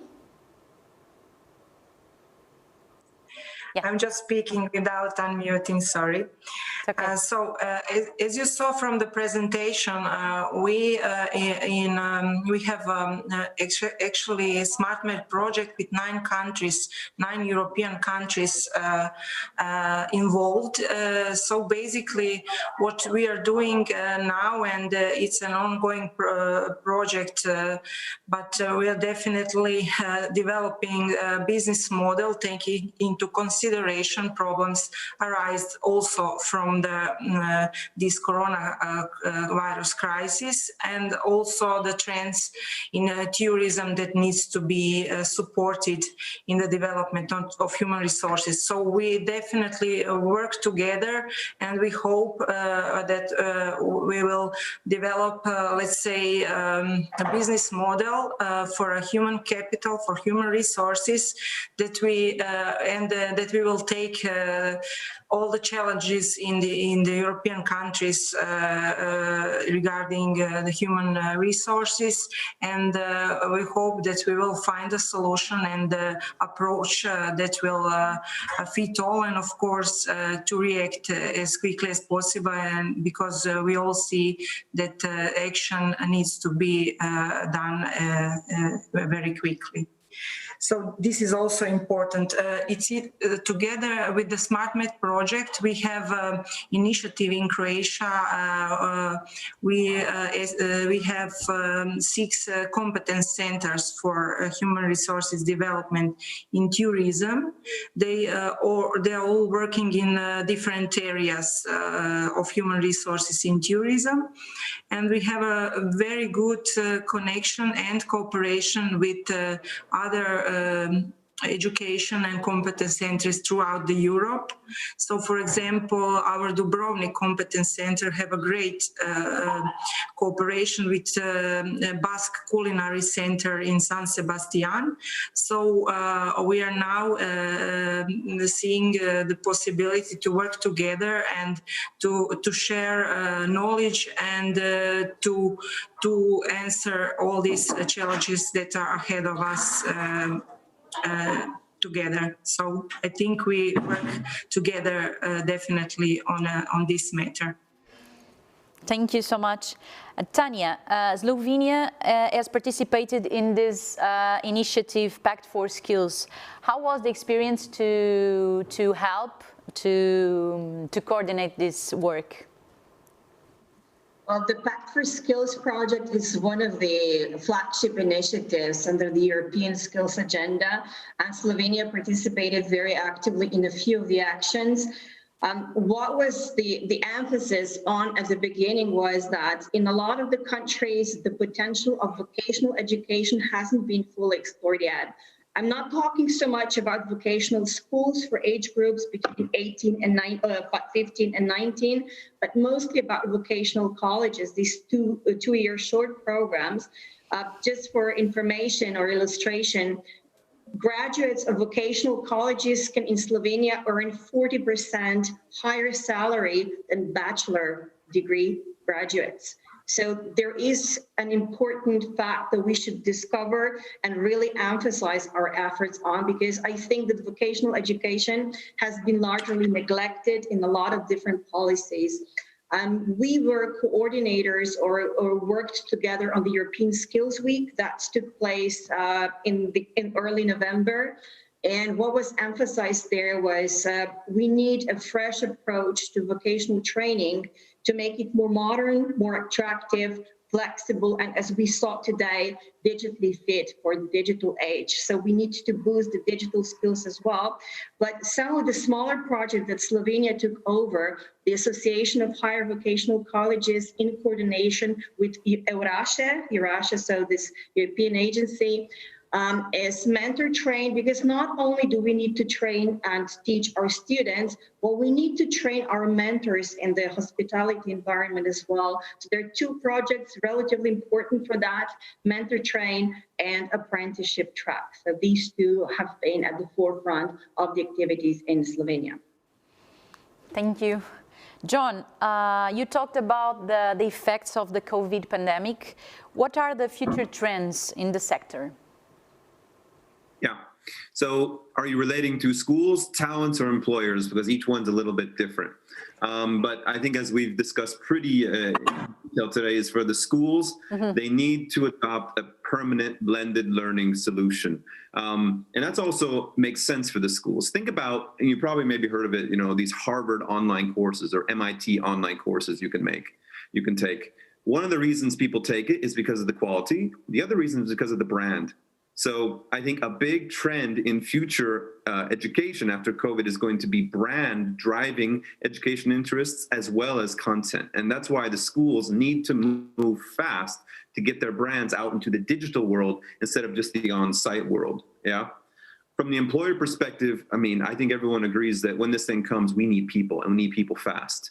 And so they won't have patience and time for someone to get a 4-year degree or even a 1-year degree. They're going to want quick upskilling. So the trend is who's going to offer it. What I've seen talking to a lot of the schools is some are trying to move into that space of being a training provider to B2B and SMEs, and others are relying more on like local regional groups who already provide vocational training. But the schools want in because they see another way to bring their brand closer to the industry. In my experience, and Tanya can probably echo this, in all these conferences and organizations we've been part of, there's always a discussion of the gap between industry and academia. But we have the best example ever to bridge the gap, which is solving the solution for the manpower crisis. And from the talent perspective, it's going to be being visible. There's going to be a lot of challenges and a lot of demand and a lot of people applying for a lot of jobs. So the more they can stand out, the better. And that's through the micro courses and making it visible. In our case, what we mentioned, the badging. Thank you, John. Annabella, we talked about human beings, but we talked about technology also. We keep going and talking about artificial intelligence and robotics. In your opinion, can employment in tourism ecosystem be at danger with these trends?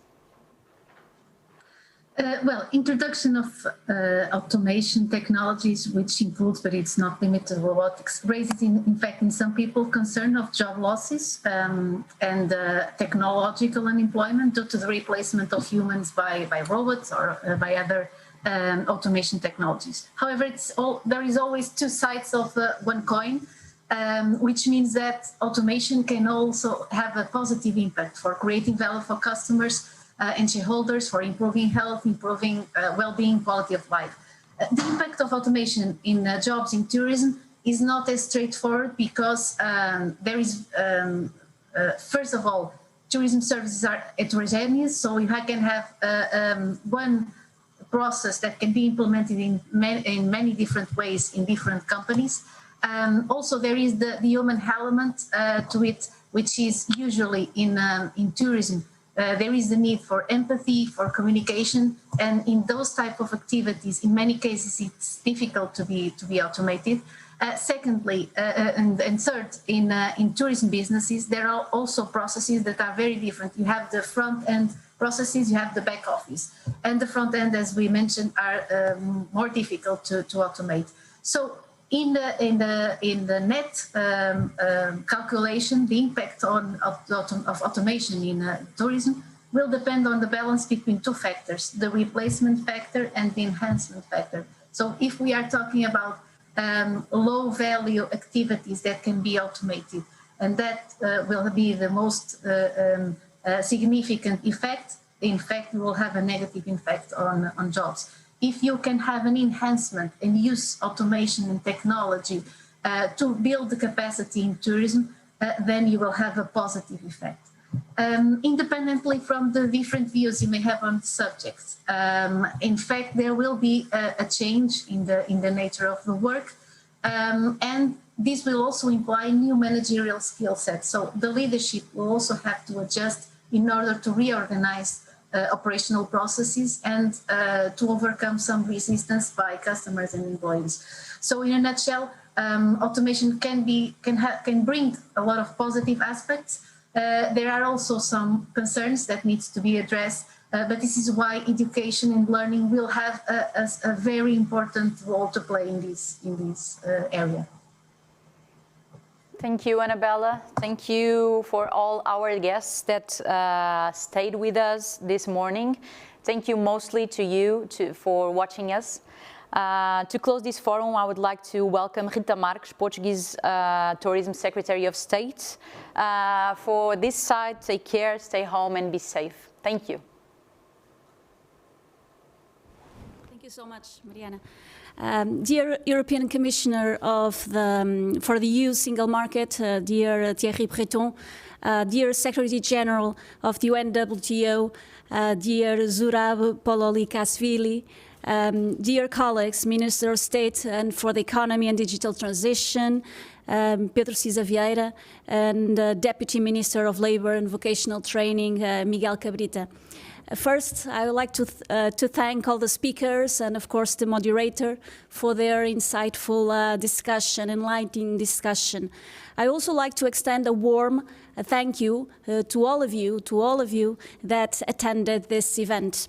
As we all know, Portugal has taken the presidency of the Council of the European Union at an extremely difficult moment with this pandemic. Our main mission is to work towards strengthen Europe's resilience.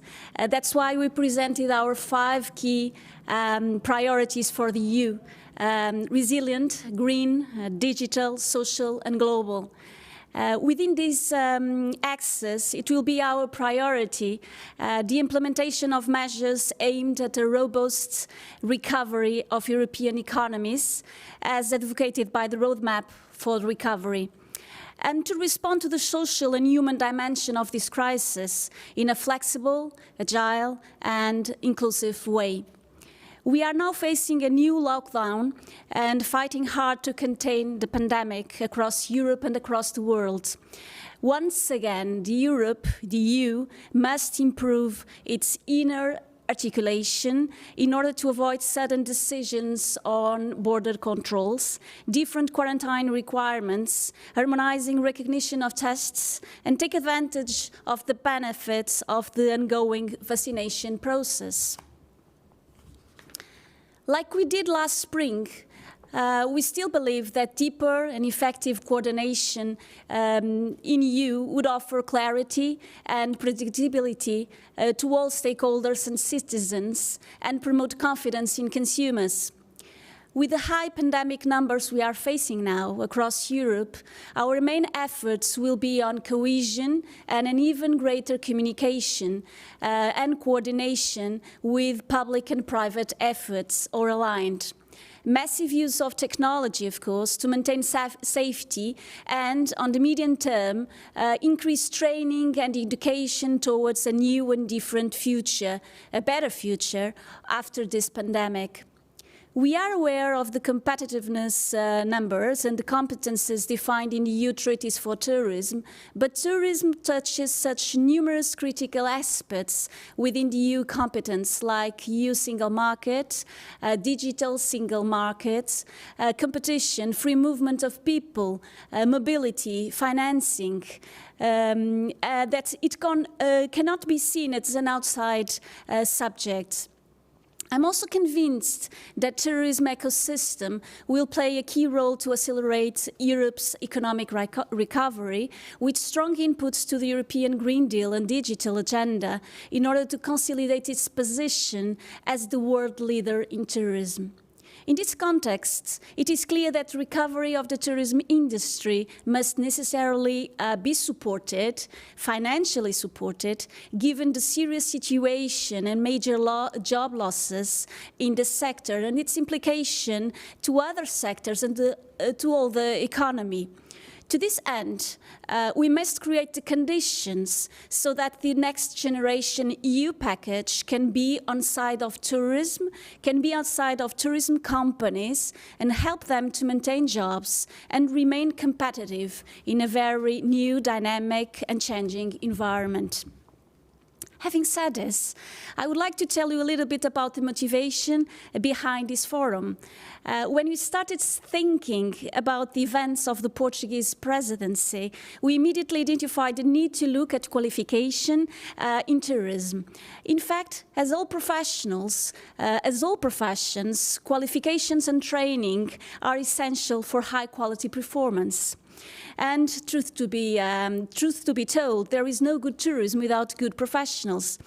However, being a tourism professional today, in a very demanding times, I am a computer engineer graduate, and so I immediately identified the challenge of digitalization in tourism. We live in an era of digital transformation in which tourism, as one of the transversal sectors of the economy, has been a central character. Segmenting, testing on business intelligence, planning, reacting in a timely manner are fundamental strategies across all activities, including tourism. And since everything starts with education and training, it's crucial to increase the training of the sector's workforce in a digital economy at all levels, from top management to operational management. I believe it is the only way to enable companies to transition and to give talents a long-term career perspective. Also, one of the lessons of this pandemic is that we need to be able to adapt to change and to sector needs, namely by investing in a lifelong learning process and in the upskilling and reskilling workforce in the sector. After listening to the Commission's presentation on the Pact for Skills and interesting panel and debate that follow it, I cannot help to feel we are on the same page. We have the same goals, and we now have an opportunity to rethink and strengthen our strategic approach on education and training in tourism. We fully agree with the Commission and its main vectors in the Pact for Skills. That is fundamental to promote a culture of lifelong learning for all, to build strong skills partnerships, to monitor skills supply demand, not anticipating skills needs. Summarizing what has been said, networking, knowledge, guidance, finding partners, promoting cooperation, encouraging the participation in webinars, peer learning activities, sharing best practices, involving companies in the skill and reskilling process. All of this is important. We aim at a resilient recovery and wish to provide future generations with the opportunity to thrive, and we must maintain ambitious goals regarding green and digital transformations. In order to respond to the challenge that the tourism ecosystem faces, we need totally different qualification models, much more agile, much more flexible, that work in cooperation, bringing together different levels of education, effectively involving academia and businesses. For instance, creating courses in a business context. So, as it has all been said, EU funding, Europe funding is more than crucial. It is imperative. It is imperative. I will highlight the Recovery and Resilience Facility, as well as the Multi-Annual Financial Framework 21-27 and its relevant funding instruments as a means to support this transition and to help to implement the Pact for Skills that has already been presented. We need to stimulate innovation in the education and training sector, and the existence of EU funding for this purpose is essential. But companies must be aware and know where to seek, what is eligible, what is not, and how to apply. And since the majority of businesses are SMEs, small and medium enterprises, we need a simple guide to assess information on relevant EU funding. We need guidance to identify financial possibilities. There must be a transparent exchange between the Commission and the Member States, like the one we have here today. We need to promote access to financing. We must promote new approaches as well, cooperative projects, uniting different entities, including schools, training centers, universities, businesses, stimulating the need for cooperation and dissemination of good practices. We also must promote investment in technologies, digital, multimedia, training and education in a digital way, in order to ensure the technology preparation of schools and universities for the digital era, transformation of education in general, whether it's in a classroom or in a distance learning environment. For this purpose, it is also essential to review external funding rules, introducing new terms, new conditions, funding new rules, since the ones existing have been designed for face-to-face training models, therefore not adequate and may affect the quality and sustainability of distance education and training programs. The new multi-annual financial framework should have instruments for this purpose, including programs to support not only training in its different models, in person or in distance, but also to support innovation, digital technology, organizations, and new processes. Review the models for creating and operating courses, both in the field of training and education, which are more agile and flexible, capable of responding to the effective needs of the sector. So, we need to restructure the normative and guidance framework for distance education and training, valuing this type of education as a factor of inclusion and reinforcing accessibility to education and training to a bigger number of people. In my opinion, before we start new courses and new models, we should develop studies to assess employability in the sector. What will workforce look like in the future? What professionals will have in the future? What type of professionals are needed? In what areas? In what quantities? It is crucial to assess and to identify the necessary future skills, the characteristics of the professionals we currently have in the sector, and the evolution we need that those professionals are going to be useful to all of us. The need to create a training program for trainers and teachers, which unites the sector of training and education, also is very important.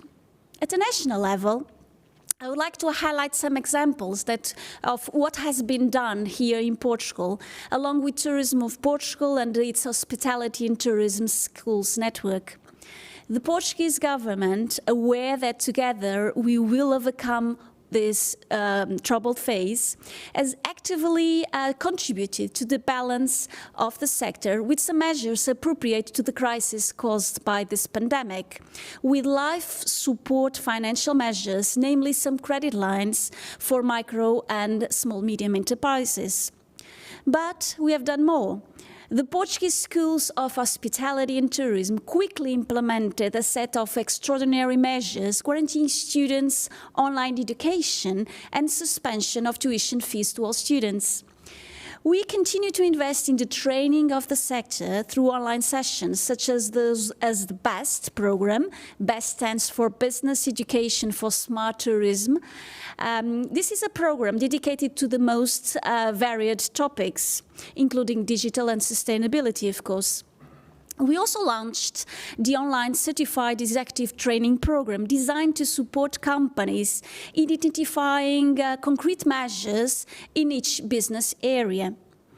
To give you an idea of the numbers in 2020, we have managed to, in total, organize more than 700 training sessions involving pretty much 74,000 participants.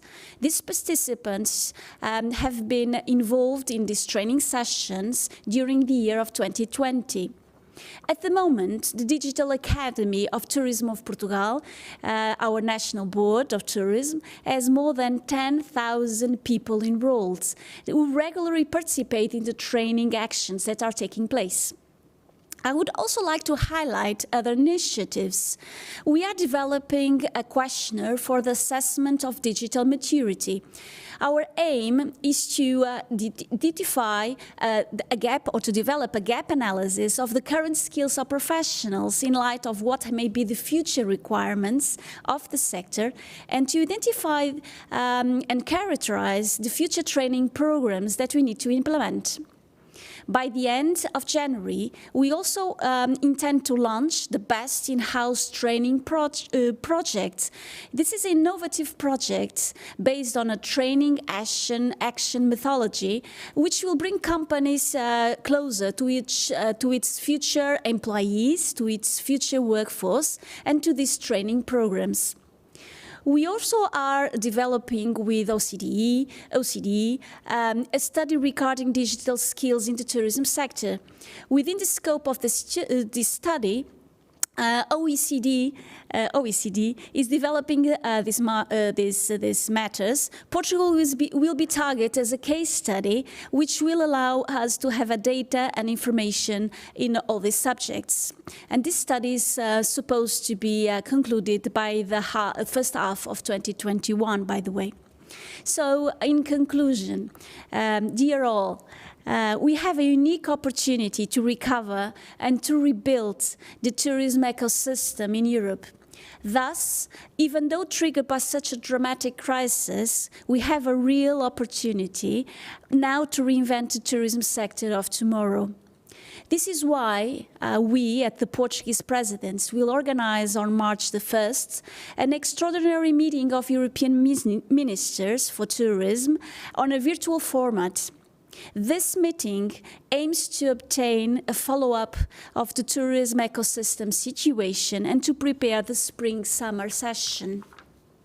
We all, Member States, Commission, European Parliament, international organizations, associations, business, academia, consumers, should work on the EU tourism agenda for the next decades, designed and based on our common ground desires, focused on developing our economies and increasing our life quality.